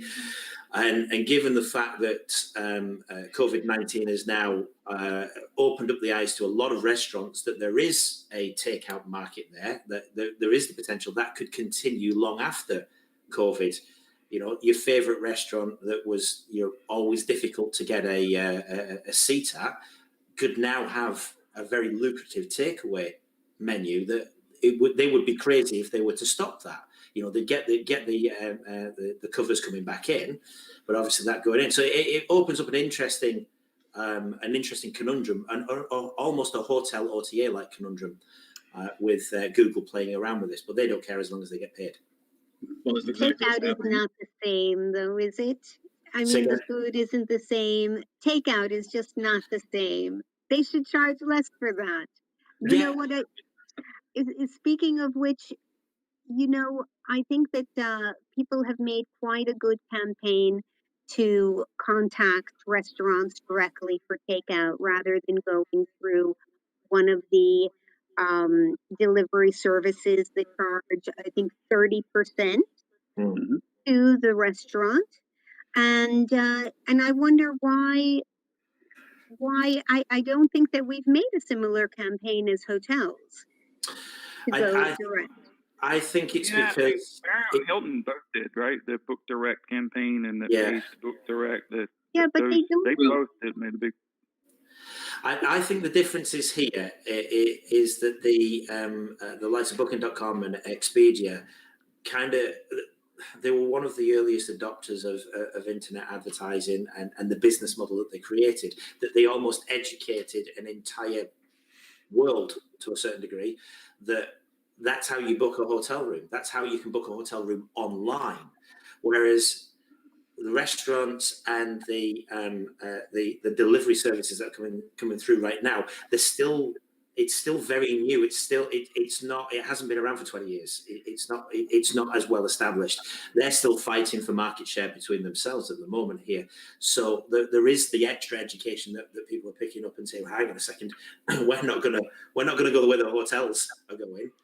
Let's try And and some of it's technology based though. Like we did a study, this is 2 or 3 years ago now, and one of the questions was, do you visit the hotel website prior to making a booking, regardless of how you book, whether you book on an OTA or direct or over the phone or whatever? Do you visit the hotel website before you book? And 87% of people said, yeah, they do. So it's not that people don't know they can go to the hotel website and book direct. It's that it's easier, or there's more convenience, or they trust an Expedia more than they do booking direct. So I think we need to continue to educate, but we need to invest in better infrastructure. We need better booking engine technology that works on mobile. You know, we need better copywriting. We need.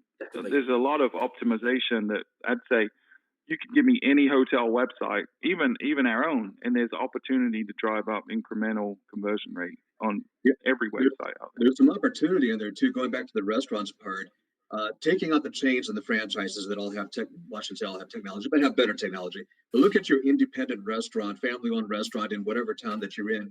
Go to their website. Can you order and pay for food online?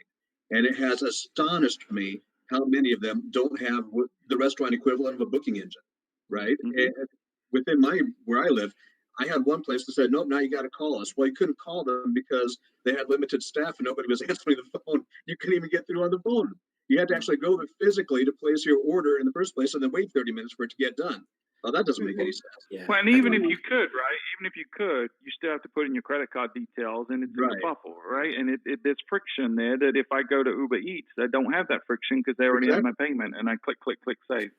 So the friction of transaction, humans are lazy. All of us, we're all lazy. We're going to do the path of least resistance every time. And our morals might say we should book direct or we should do this, but if it's easier not to, we're probably going to do what's easiest. Well, but you know what? We work with Sabre, we work with Pegasus, we work with TravelClick and these companies.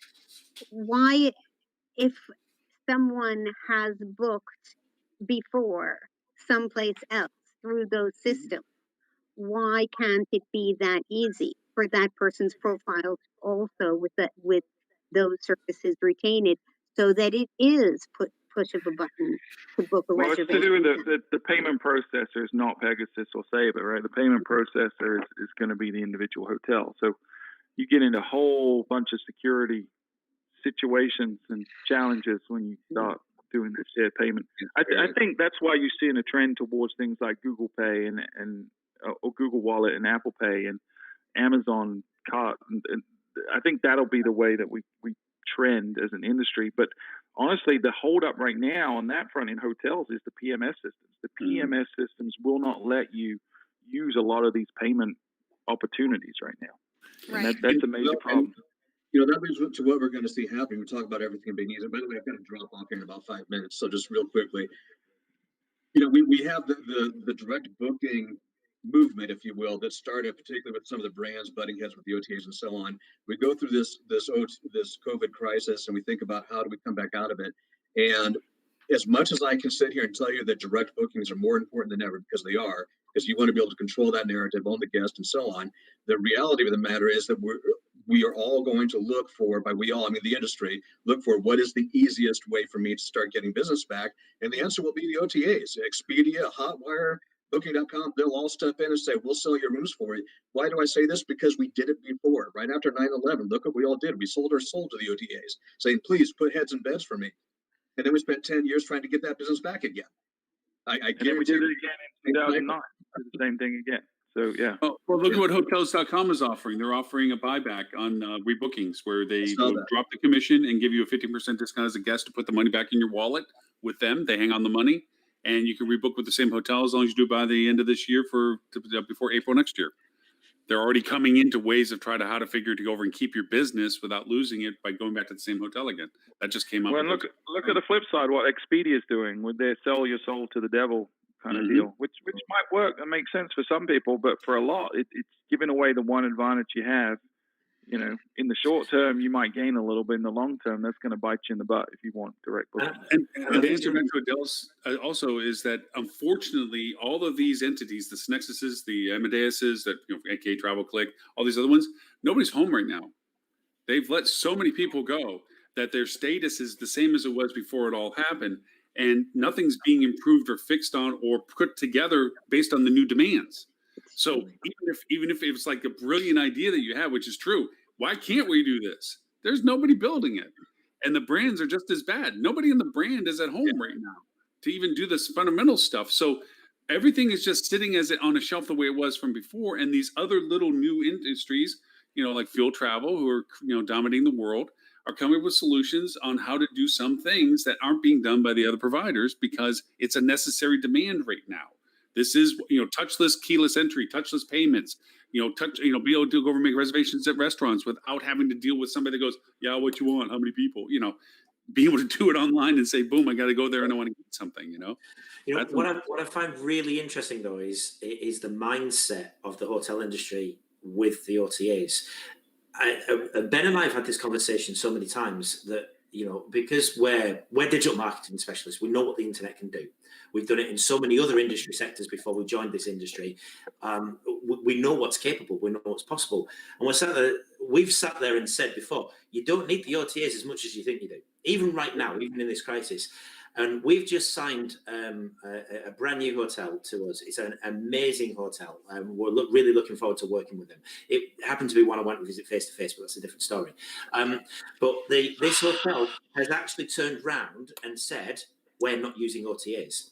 And for the month of July, since we've opened up here in the UK, their occupancy level is higher this July than it was the same period last year when they were using OTAs. Their ADR is higher. The length of stay is up. Now, yeah, fair enough. A lot of that's going to be part of furlough, the whole COVID-19 situation. But I went to another hotel, literally within a mile of this same hotel, to talk about the same things. And they're not even open yet. And they're August when they're opening up. It looks terrible. It looks absolutely terrible. And they're trying. Their strategy was to just go to the OTAs. Just put it all through the OTAs and see. But everyone's trying to do that. Everyone's trying to do that, and everyone's trying to compete for the space on the OTAs. So someone who's doing something different, going direct, getting the message out there, because no hotels are actually advertising on the direct platforms like Google, Bing, MetaSearch, whatever it would be. The cost per clicks are cheaper, and there's less competition right now. This is not rocket science. This is very simple. Loads of people going to one place, fighting for heads and beds and eyeball attention. Not very many people going over here, and it's cheaper. But it's trying to convince somebody to open up their wallet and actually take that gamble and take that risk. And it's easy for me to say, because we've done it, we see it. Ben and I would say we're definitely going to. We already know what the results are going to be, but I know with this chap, he's got another hotel. There are only 2 independents. He's got another hotel. We're going to start trialing MetaSearch with him, and I said, are you using OTAs yet? There, he said, yeah. He said, do you want me to stop? I'm like, what? Okay. I said, yeah, I do. Yeah, okay. Let's try it. So he's going to stop using MetaSearch, and we know that the case study for that is going to be absolutely phenomenal. It's in the heart of the Lake District. It's fantastic. Speaking of MetaSearch, team, before we lose you, since you are the founder of 2 organizations right now, where is it they can find you and know more about you? Sure. You can reach out to me, dean@basecampmeta.com, also dean@metasearchmarketing.com. Difference between those two, basecampmeta.com is really designed for training purposes, particularly for hoteliers and digital agencies to how to use MetaSearch. Our metasearchmarketing.com is designed for helping hoteliers to actually run their MetaSearch programs and getting you connected with the right vendors, such as Tris and Ben over here, and people that can actually help you run those programs and get you to the right technology stack. Have a great weekend, everybody. We'll see you next week. Dean, thank you. Bye, buddy. I also didn't want to lose a chance I don't want to lose Lily before this one. There's 2 articles that I wanted to ask you to talk about a little bit. Was the length of stay strategy article and the hotel pricing article. And the reason I brought this up, I think I sent it to everybody from a quarantine I was on with BC, British Columbia, HSMI chapter. Amadeus was very nice. Anthony Wu, great guy. I complained about the fact that so many people were laid off and so forth. He's one of the people that have been retained, and he's really trying to rethink data usage, data functionality, and so forth. And with Canada being locked down and domestic travel only, he's been sharing a lot of really cool data. And I sent that over to everybody, I think, from our group here. And one of the things was talking about how the pricing strategy is, everyone was maintaining pricing, and now it seems to be going down. Like they're trying to do this no, I wouldn't say stupid thing, the not so brilliant thing of reducing prices to try to inspire demand cycle. And I know that, Lily, you've been an advocate of do not touch your rate, or don't try to think you have to discount your rate, I should say, to compensate for the demand shift. So between those 2 conversations, before I lost you, I want to make sure you were able to hit both of those. It's like, how does length of stay play into this? And how does rate variations play into this? Yeah, for sure. So length of stay in particular, we're finding a couple different kind of incongruent responses depending on your market, right? Some are keeping a pretty similar length of stay, and it's really focused around weekends. Others are starting to see more of a pattern of a 3 or 4 night weekend stay, and others are successfully capturing the office away from home group who is tired of being in their home office but also needs privacy. And obviously the WeWorks of the world are kind of too high touch for most people right now, unless you've already gotten a private office. So those who really want to get out an office separately are coming in for 5-night stays midweek. So really my best advice around that is to watch your own trends over the past couple of months, because when you look at using length of stay restrictions as a tool, number one, you never restrict unless you expect to sell out. So the only time to use a restriction is when you have more demand than your capacity can handle. But if you are in that scenario, and I know a lot of luxury resorts right now are actually in that scenario, they're raising rates even well over last year's rates, and they can't slow down demand because people are desperate to get out to these activity, luxury, spread out kind of destinations. But if you see that you have enough capacity to be at 150%, for example, based on the demand that's coming in, then how many of those are 2-night stays versus 3-night stays or 4-night stays, and use that data to set the right strategy for your length of stay. And to your point on rate, I know you didn't mean it that way, but I wouldn't say it's a don't touch your rate. It's more that you have to be on top of those rates to adjust to the changing market conditions, but don't suddenly be, the lowest rate, and maintain your positioning in the market, and know that if your comp set drops to 89, 99 doesn't necessarily put you out of the running if you have a proper marketing behind it that allows you to set yourself apart from a value proposition. Now, if they're at 99 and you're at 104, oddly enough, psychology being what it is, that can put you out of the running.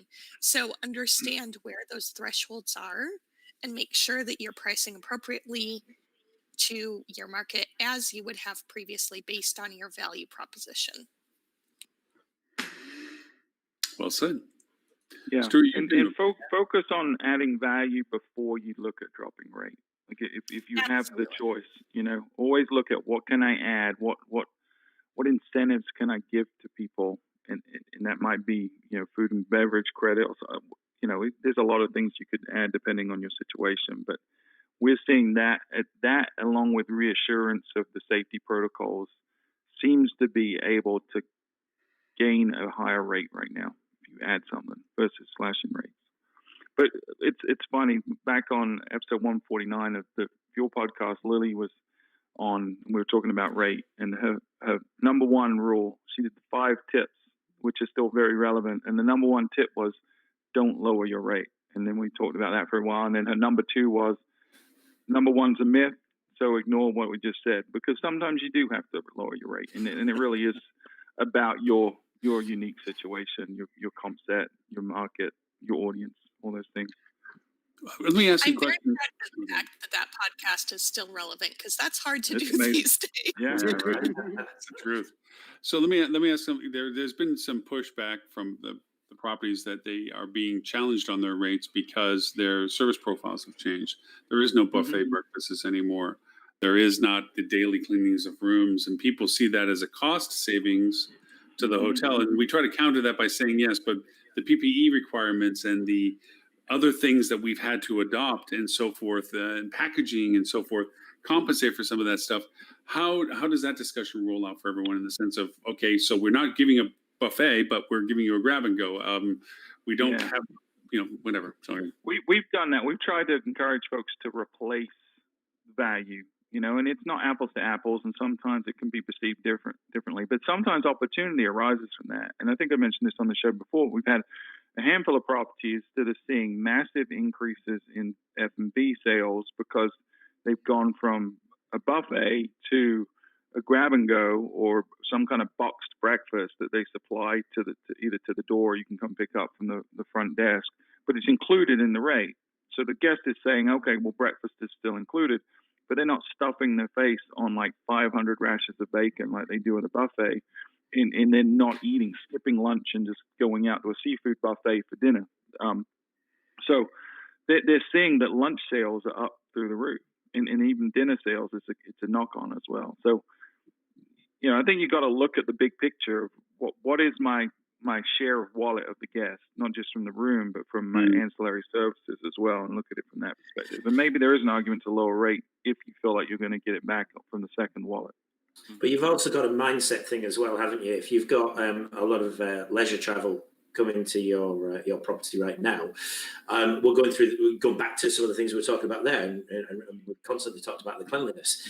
If I'm staying at a hotel, I've obviously gone through the whole decision-making process that this hotel is going to be right for me. I'm once I'm there, I'm going to feel safe, that the cleanliness levels are to the standard that I want.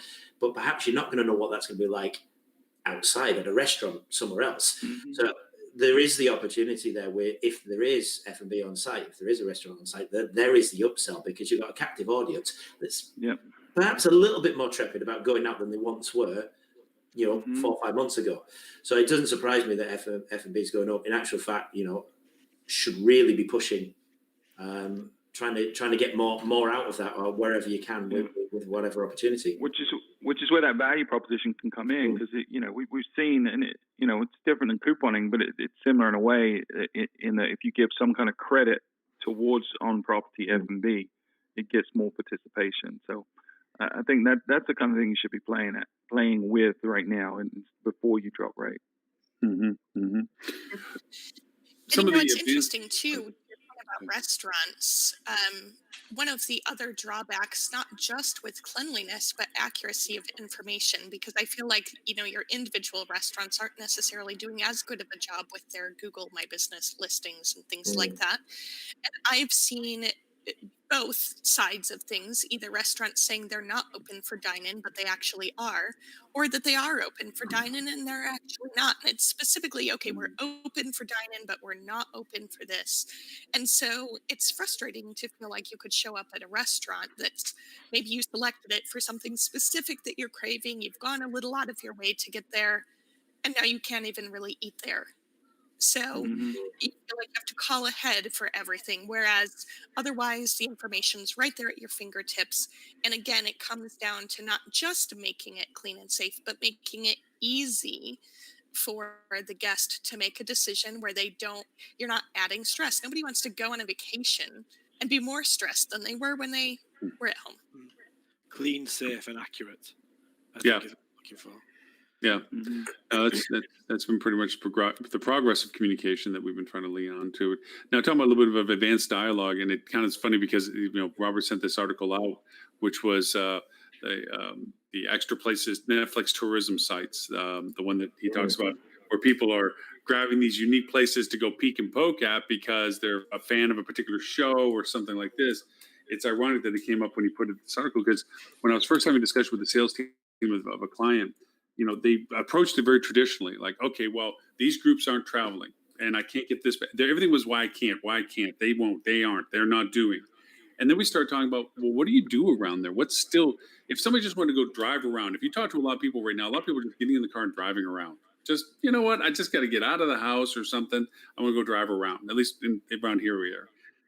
And that same thing echoed from them. And all of a sudden they started thinking about the wineries, the farmers markets, the little parks to go to, the places that are low density places. And then they just started writing more and more stuff on the board. And they're like, well, wait a minute, didn't that TV show do such and such next door? And all of a sudden they start coming with these crazy things of like, if I'm here at the hotel, because we just to predicate this, we had a little bit of advanced conversation. First thing is talking about what you're doing for cleanliness. The second thing is what is available for you for your basic needs, like what restaurants are open, meal periods, and so forth. Third is what's available for you to do if you're in the market. Like if you're wanting to go to the museum, you have to make a reservation perhaps or something, that kind of information. And then the fourth is if you're in the market, what is it you might want to do other than what is available? What might you want to do? And that's where this conversation came out of was, okay, I'm there for whatever reasons I have to travel for or desire to travel. What do I want to do? And there's like these great driving around things or, see this or see, and not necessarily having to get out of the car, or if you do, it's a low density, good distance, masks included, whatever it is. It just started creating this list of stuff. And that interesting article was, about, hey, some people want to go see where certain shows were made. I mean, my wife is still a huge fan of Bloodline, we live down in the Florida Keys, and she wants to go down and see all the places they did the video shooting, even though we lived there. We know where they were. She wants to go see them again. Okay, so we'll go drive and see what it looks like, But those are all different little reasons why people might want to stay with you. Yep. Yeah, one of the biggest untapped resources in hotel marketing is your consumer database. Now, you have or you should have the email address from almost everyone that's ever stayed with you in the last, say, 10 years, right? You should have that. If you don't, you should be working towards that. But they are willing, especially right now, to offer their opinions on things.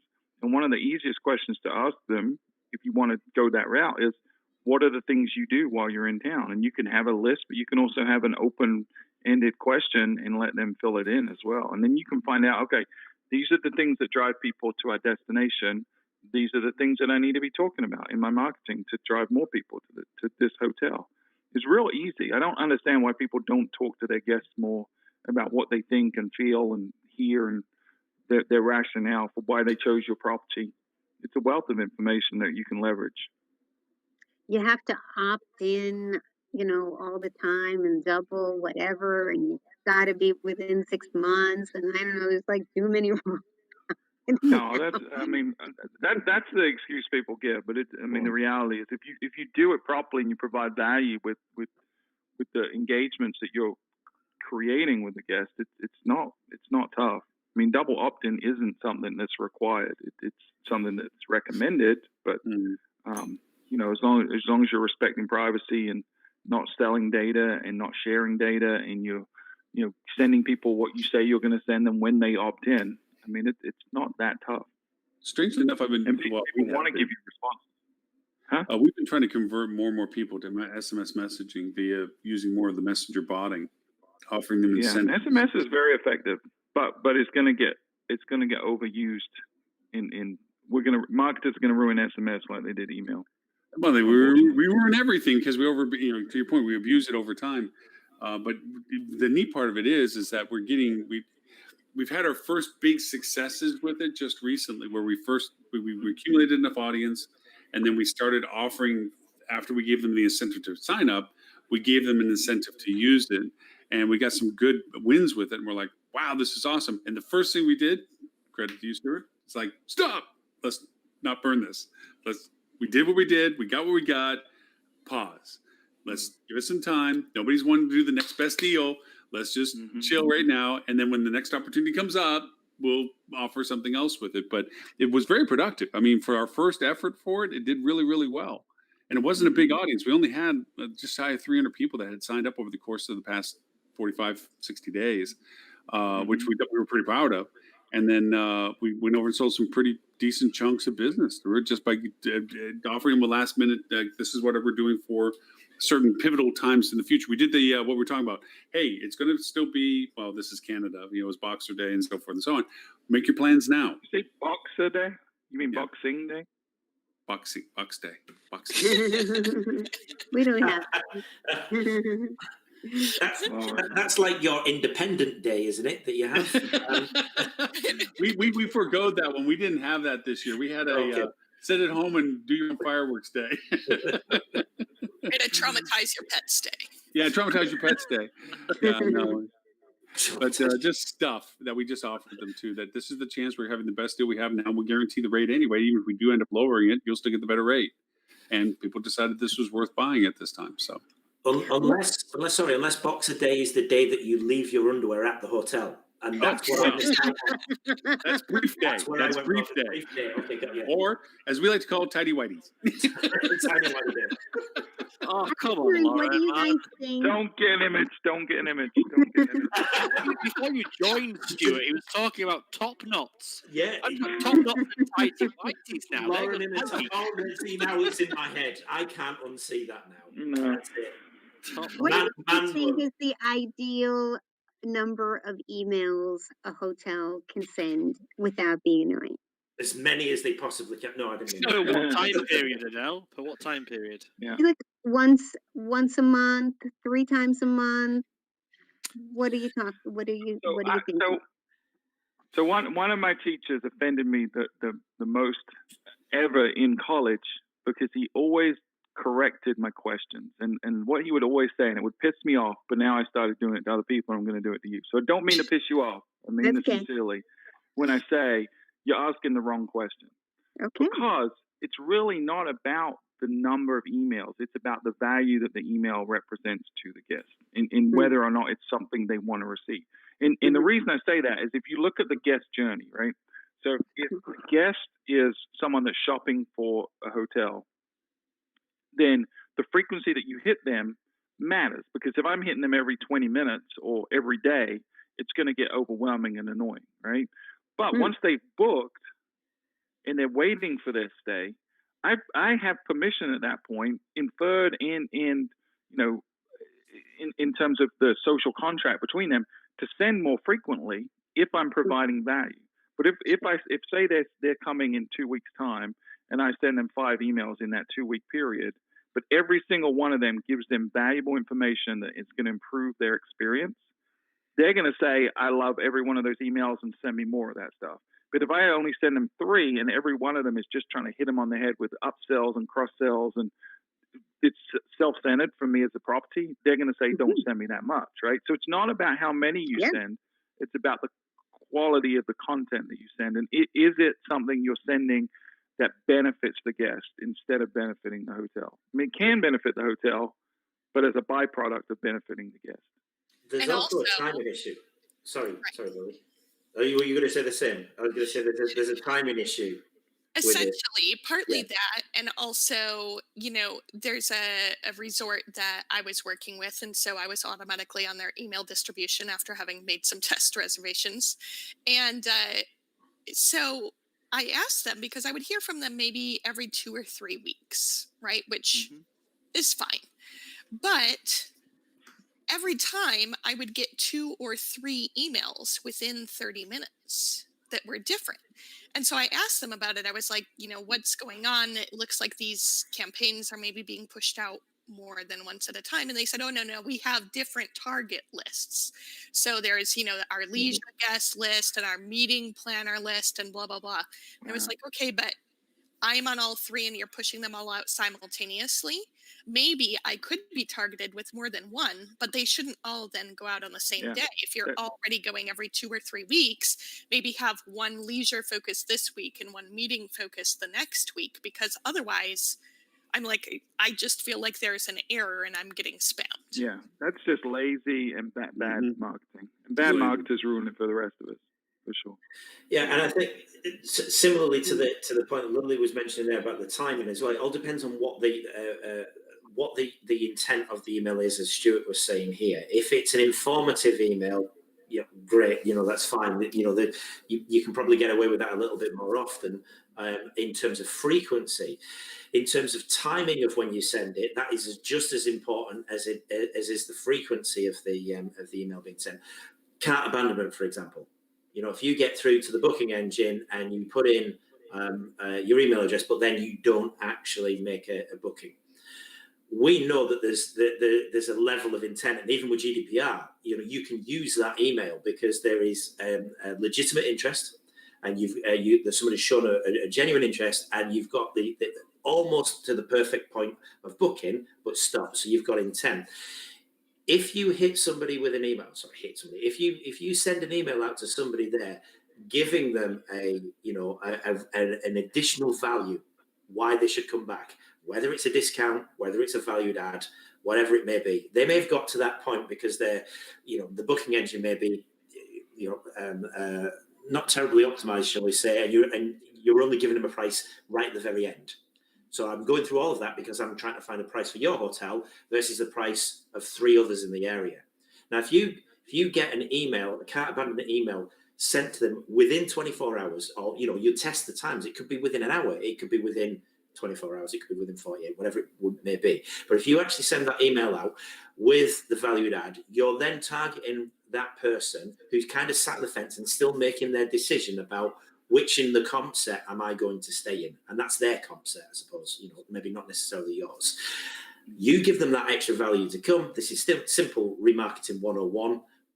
The chances are they're going to book via that email and they're going to come back because you're giving them that extra incentive to come back. That's why, Ben and I, Lauren, anyone else who does this, even Stuart at Fuel and your team. That's why remarketing works. But it's all about the timing of that message. But if you then keep hitting them with constant messages for the next 3 weeks after it, well, chances are they've probably booked and all you're doing is annoying somebody. And it's probably not legitimate interest anymore. You shouldn't really be hitting that person as many times. So it's about timing and frequency.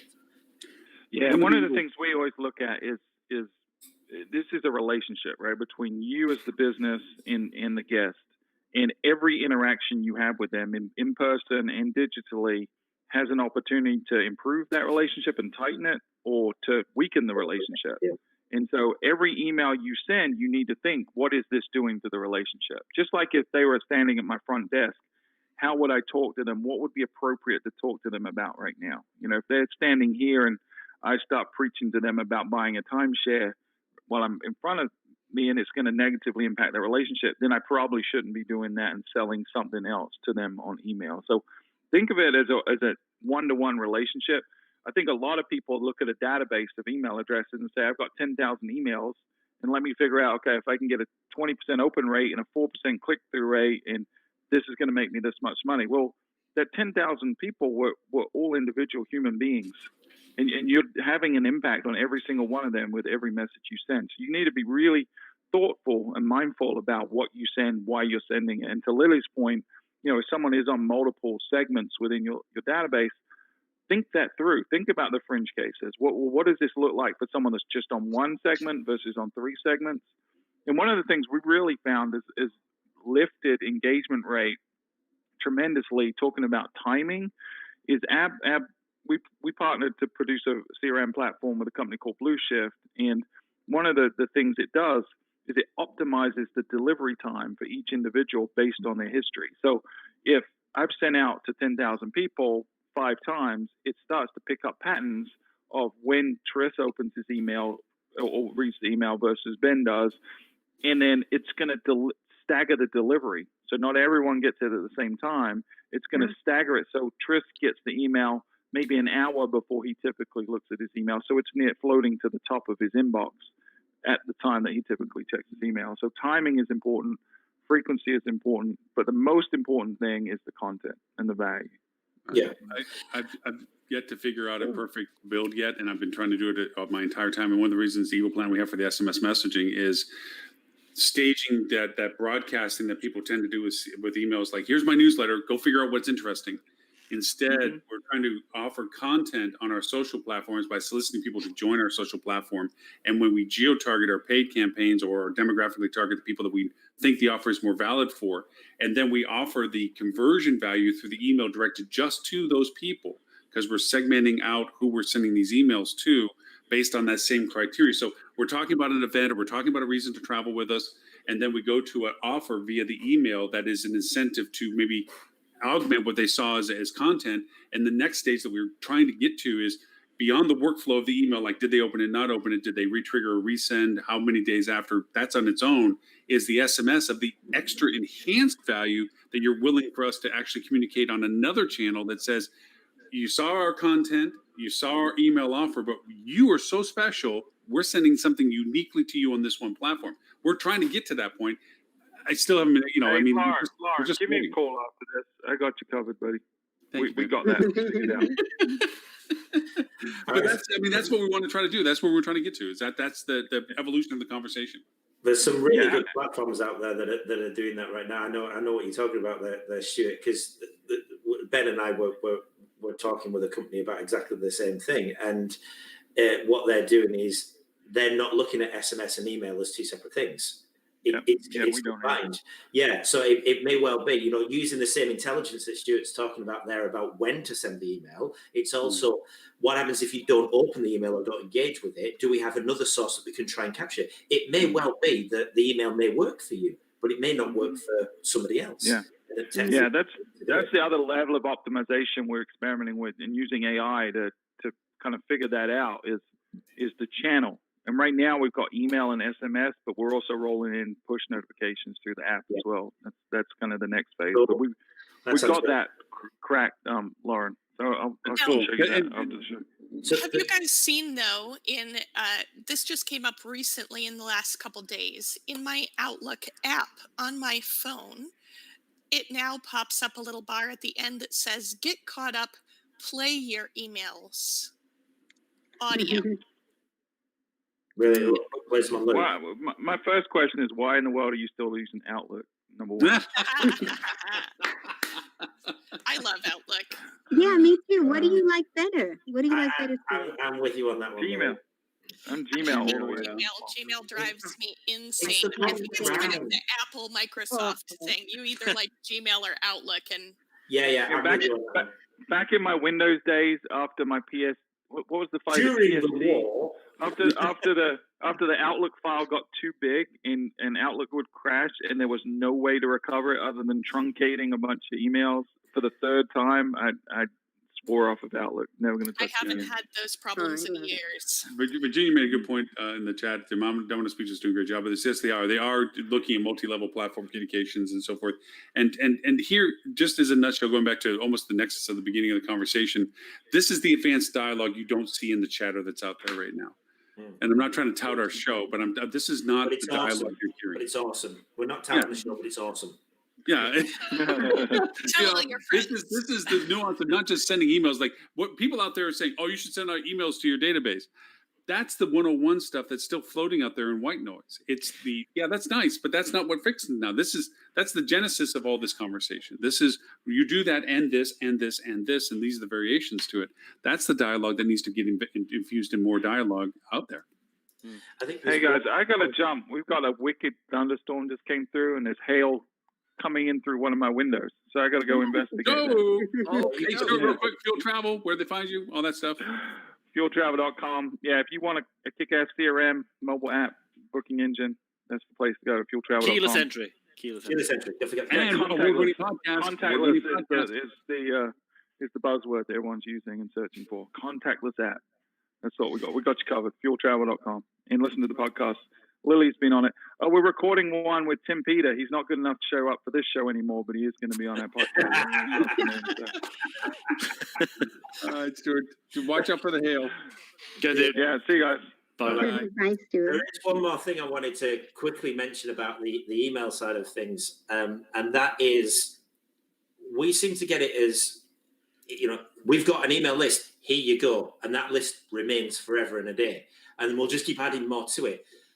Well, actually, sometimes you need to, it's a living, breathing thing. You have to cull it. You have to, if you're not getting any engagement from somebody, and, you've sent X amount of emails out there, and that'll be different for different hotels, different reasons why you send them out. And if you're just not getting any opens, you're not getting any engagement with it, don't send them another email. Because again, you're wasting an email, and we know on the volume, you pay by volume with these things. But you're just potentially annoying somebody. They may well come back to your property, they may well come back and use your service, but they might not want to do it via email. So get rid of them. Don't think of it as a static email list. That list will vary by the week, by the email that's been sent out, by the frequency and the amount of emails that have been sent out. And I would also recommend to add to that is that I call those zombie lists, is that I would try another channel to them to communicate with. I would try to do it as a retarget on Facebook if they're not responding to the emails, would they respond via the other channel? And even then, I wouldn't throw them away. I put them on a shelf saying, why did I get that list? Was it because they stayed with me during a certain time of year? Well, obviously, if they're not listening to me for anything else, maybe I try it one more time that time of year next year and see if they want to come back to hearing me. If after that, I think I got them and I can't do anything more with them, I've tried every other channel, maybe that's the time to retire them permanently at that point. Yeah, you can upload those lists into digital marketing platforms, like Google. Yeah, lookalike audiences, custom audiences, absolutely. Yeah, absolutely. Customer match and all sorts. You can target people based on their email, because Google and Facebook, being the sneaky devils that they are, whenever you log into Google now, you use an email address to log in, and it doesn't, very rarely does it log you out. When you go to Google search and it's showing you the results for whatever you've typed in there, it may not necessarily be targeting you based on the keyword that you've gone in, because because the search is right for you. It may well be that they're targeting you on 1,001 demographics, including your email being on a list of someone who's actually wanting to get there, because the message that I display to you can be different. And Ben was really good with this, with something that's called remarketing lists for search ads. The message that you put out there can be different based on the circumstances that that person's already been back to your website. And well, I don't want to steal your thunder. If you want to give it away, there you go. If I had $1 to spend on search marketing, if I had a cent to spend on search marketing, it would be branded RLSAs. We talk about the message and how important the message is. We 2.5, 3 years ago got this right completely by accident, and we ended up getting 40, 50, 60. It was accident, dude. It was very great minds thinking, buddy. Come on. As part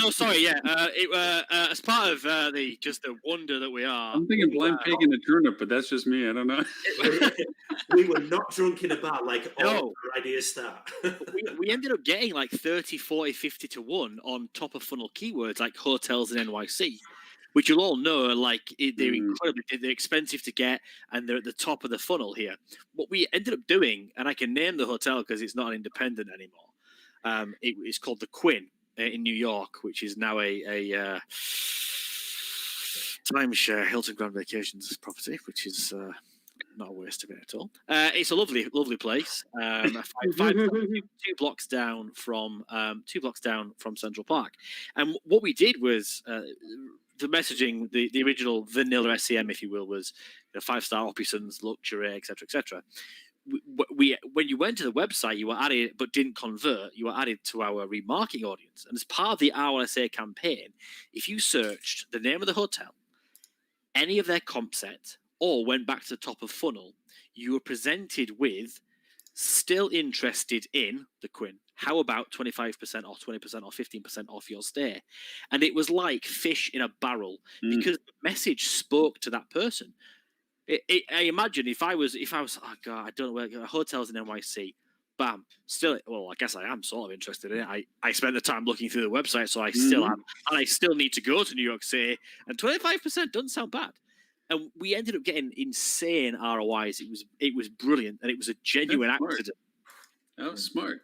And I say to everybody that listens, if you have $1, RLSA is for your own brand, and everyone's response is, well, why should I be RLSA in my own brand? I should have to protect my... If you have $1 and somebody's been to your website and then gone back to Google and then typed in your brand name again, they're invested in your website. They've had a look at your hotel and they're still interested. God knows why they've not just typed the URL into the browser, but they've searched again. You are the last bastion against the OTAs. That is the very last chance you can get their grubby, sticky little hands off your hotel. Is by personalized messaging led with audiences for people who are searching for your brand. That's what I do with $2, and I'll tell you another story. We're going to only do that with drinks. I'm pretty happy we didn't have to hit the Amsterdam brothel hotel thing, because with Ben and Tris' checkered history, we probably hear more stories than we wanted to know about their adventures in Amsterdam. I think what my colleague is trying to say is that Ben and Tris are well travelled and have experienced many of what Europe has to offer. Such as the fine delights of Amsterdam, including but not limited to the food.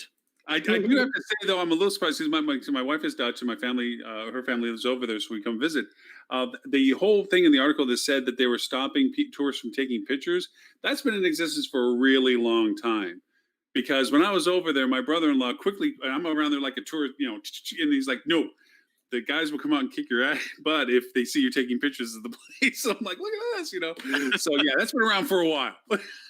Yeah, no more of that. That's a solid no, Negatron. Yeah, but they're going to revamp the neighborhood, I guess, but we'll see. But and the boop was pretty good too. So thanks to Robert for his list. I think we covered a good portion of them about the dialogue and so forth. And thank you all for the additional contents and comments and so forth. As a possibility, because with Robert being as busy as he is and his ladies with the list, I was wondering whether we wanted to try to shift things up in the future. And I'll send this out in an email to everybody, whether we want to bring a topic of interest ourselves that we want to bring to the conversation, just as a, hey, you know what? All of us have one in the holster for, this is what I want to talk about, nothing against Robert's list. He does a wonderful list and it's great information.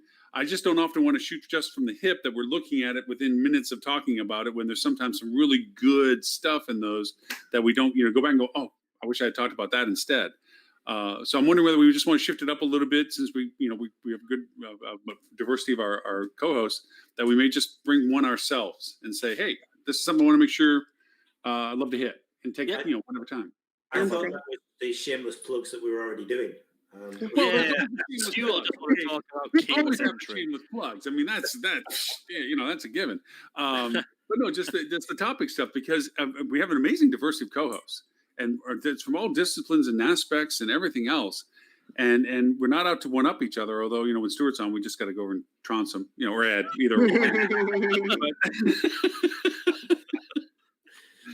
But I don't know, just as a thought, I'll throw it around the emails in the next week or so, see if you're interested in just bring this. You guys, Ben and Tris, you guys are putting some really cool content into LinkedIn and posts and stuff. And I know there's some really cool articles you guys floated up there. Adele, you're coming up with some. I mean, just your insights are always keen. Lily, you're coming up with some great content with Think Up right now. I mean, it's like I'm clicking like on everything you're popping up there, and I'm you read halfway through and you're like, yeah, this is good. I like this. Yeah, I find that I'm turning into a Lily fanboy. I really am on LinkedIn. Yeah, right? I am not stalking you. Thank you. Yeah. So, and then when she sends me over the podcast to do the editing, I listen to the podcast. I mean, it's literally my chance to listen to the podcast. So it's putting content everywhere, and then on and on with everybody else. I mean, honestly, Stuart and what Field Travel they put out and everything. So we seem to have this nice self-generated content, or at least referral to things that we find of value and interest. And like I said, Robert puts out some great stuff, and we'll always feature Robert's stuff, and we'll always make sure that everybody understands where to get it and everything. But to our own, we can bring our own things to it as well. So I'll throw an email forward. So with that in mind, Ms. Lily Mockman, if people want to know more about you, Think Steps Enterprise, or TCRM services, where is it they can find you? First off, I just want to congratulate you for so many consecutive weeks of saying both names correctly. I got it right. It takes me only 5 years, so we're good. Well, you can find us at tcrmservices.com for all things excellence in day-to-day revenue management. Or if you're not sure whether or not to bring your staff back and you just need a month-to-month solution, that's TCRM for you. ThinkUpEnterprises.com, you can find all things consulting, help selecting the right technology, assessments to help you hit the next level in revenue and profitability and sales and marketing convergence. And of course, the podcast that Lauren is referring to is there as well. Ben, other than being totally impressed that you read books, which just revelation for me today. I'm like, oh my gosh. But I could give you a podcast on books if you wanted to. It's the only thing that gets my children to leave me alone. If you don't get Minecraft out of my face, I'm going to tell you about War and Peace. If you don't get out of my damn face. So 3 and 6, you guys. 3 and 6 digital without this dishonesty. Hospitality marketing agency behind the smoke and mirrors, behind a curtain. We have no need to try and bamboozle you or talk about 147-day attribution windows. If you've ever smelled an ad, we won't take credit for that. It really is trying to pull back the curtain and be a little bit more open, transparent, and accountable with them. SEO, SEM, website, meta search, the whole 9 yards. And we're British. Now, are you focusing in the EU only? Are you global, US? What do you like? You just fit, everywhere and anything? Global, baby. Global. Okay. Global, baby. Global, baby. Yeah. Got some interesting. We've got people in the USA. Yep. And we've got people in the UK and a little bit further over. And a lot over in the Far East as well. We're expanding very rapidly. But taking on a couple of interesting clients this week, where we'll be able to say a little bit more about that next week. Trying not to smirk when I say that. Hey, Tris, anything to add to that other than, you dress nicer, smell nicer, we're groomed, and have nicer headphones, or, anything like that? I think you said it all for me, but to echo Lily's thoughts there, I'm just really impressed. The difference between Ben and Tris, because Yeah. Like, honestly, in our previous company, the CEO thought we were one person called Ben and Tris, which is fair. Which is fair because we were always referred to as Ben and Tris. Ben and Tris. Oh my gosh, that is good. Adele, I know there's a lot going on, and it says that Aspire at reputation and so forth. What's going on? After 20 years of putting the library hotel collection on the top of the list on TripAdvisor and winning the #1 highest guest satisfaction ranked hotel in the world from Review Pro, I am now on a mission to help hotels around the world expedite their recovery with a reputation renovation. And I have a new website, aspirereputationmarketing.com, and you can even get a free assessment. Thanks, Lily, for the good idea. You can get a free assessment and initial consultation to put you on a road to 5-star reviews. That is awesome. I think your timing, I think mentioned it beforehand, the green room is absolutely excellent. Sorry, Adele, can I just ask, how many hotels did you have in the top 10 at one time? What was the most? Yeah. Well, of the 4 hotels in New York, they are today, 2020, #1, #2, #3, and #18. 10 years ago, they were #1, #2, #3, and #4. And they've pretty much all been in the top 10 for almost 15 years. Only in the past year did one slip out of the top 10. Fair dues. It's 511 hotels in New York, so I think that's pretty awesome. That's amazing. Awesome. Yeah, it's more than pretty awesome. Like, that's a horn that we'll be tooting. That's winning the lottery every week. The Aria Hotel in Budapest was #1 in Budapest within 3 months of opening. Has stayed there for 5 years and was also named the #1 hotel in the world on TripAdvisor for 2017 out of 1.1 million accommodations. The Aria Hotel Prague, which I helped launch, spent 18 months going back and forth from proud to put that on the list. It was the #1 hotel on Prague right away, and was named the #1 hotel in the #1 luxury hotel in the world on the TripAdvisor Traveler's Choice Awards a few years after opening. And even the hotel I stayed at when the Aria was construction site, that became #1 hotel in the world too. So Adele kind of knows something about this. I'm not sure. I'm a little fuzzy, but I'm thinking Adele might know a little bit about, culture and quality of service. Yeah, I'm a limb on that one. I have to say one more. The Hotel X Toronto isn't even completely finished yet, and it's already #4 in Toronto. So, yay! Okay. See, I don't want to connect the dots, Adele, here, but you see, it seems like everything you touch turns to gold. On #1, I think. Uh-huh. Adele Midas Gutman. I like that. Midas Marketing, new name. Yeah. Yeah. And as I said, it can happen in any classification of hotel. And it actually thrills me, as I said, to see juries take that great spot in the J.D. Powers Awards. Yeah. So it's so satisfying to see that happen.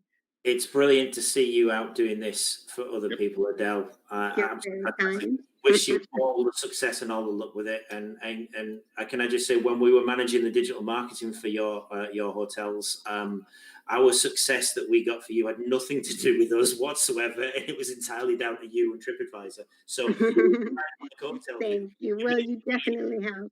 So it's like, do we need to market the best hotel in New York or the worst? Let's go with the best one. Yeah, let's go do that. Yeah, that should be easy to do. I mean, at least straight up front. But yeah, no, it's very true. And again, it goes back to showing the components of the.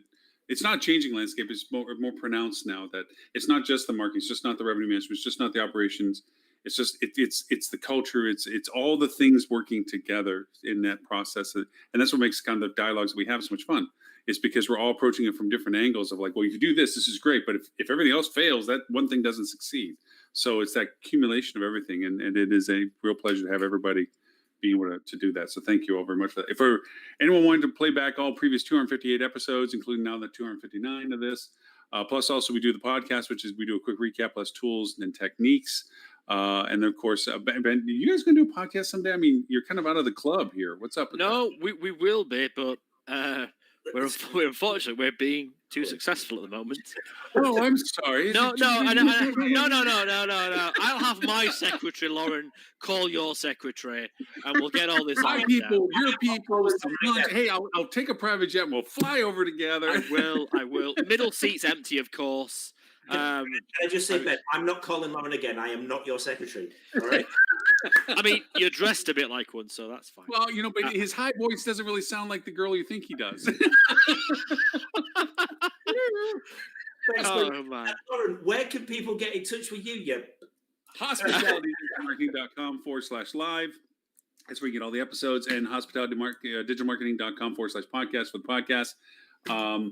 Yeah, that's the places for all the archives of the shows and everything else that's cool and fun, and all the links we have for everything. And again, a tribute to Mr. Robert Cole for giving us a list. You can get this downloaded at or sign up for it to get it every week at bit.ly/rockcheetah, all lowercase. You can sign up and get the list of the links that you'll see in the show notes from that all as well. So with that in mind, ladies and gentlemen, thank you. Privilege of your time, and it's been a lot of fun for everybody else. Holly and everybody else that's been, and Lex and everybody else, and Tamara for your comments, Virginia for your comments, everyone else who participated. Not kind of quiet on the other channels, which was okay. Apologize for LinkedIn. Again, I think our bit rate is throwing us off when we do the simulcast, and it just doesn't do it on its own. So there will be a replay of LinkedIn, on LinkedIn, I should say, on Monday of the show. And I'll answer any emails that come out of that. And of course, we simulcast this on 11:30 Wednesday, Sydney time for the APAC group, and 11:30 a.m. London time as a repeat for the EU group, for those that may have missed the live broadcast today. So with that, thank you, everyone, and we'll see you all 11:30 Eastern U.S. time next week. Bye, everyone. Thank you. Bye, everyone. Bye, guys.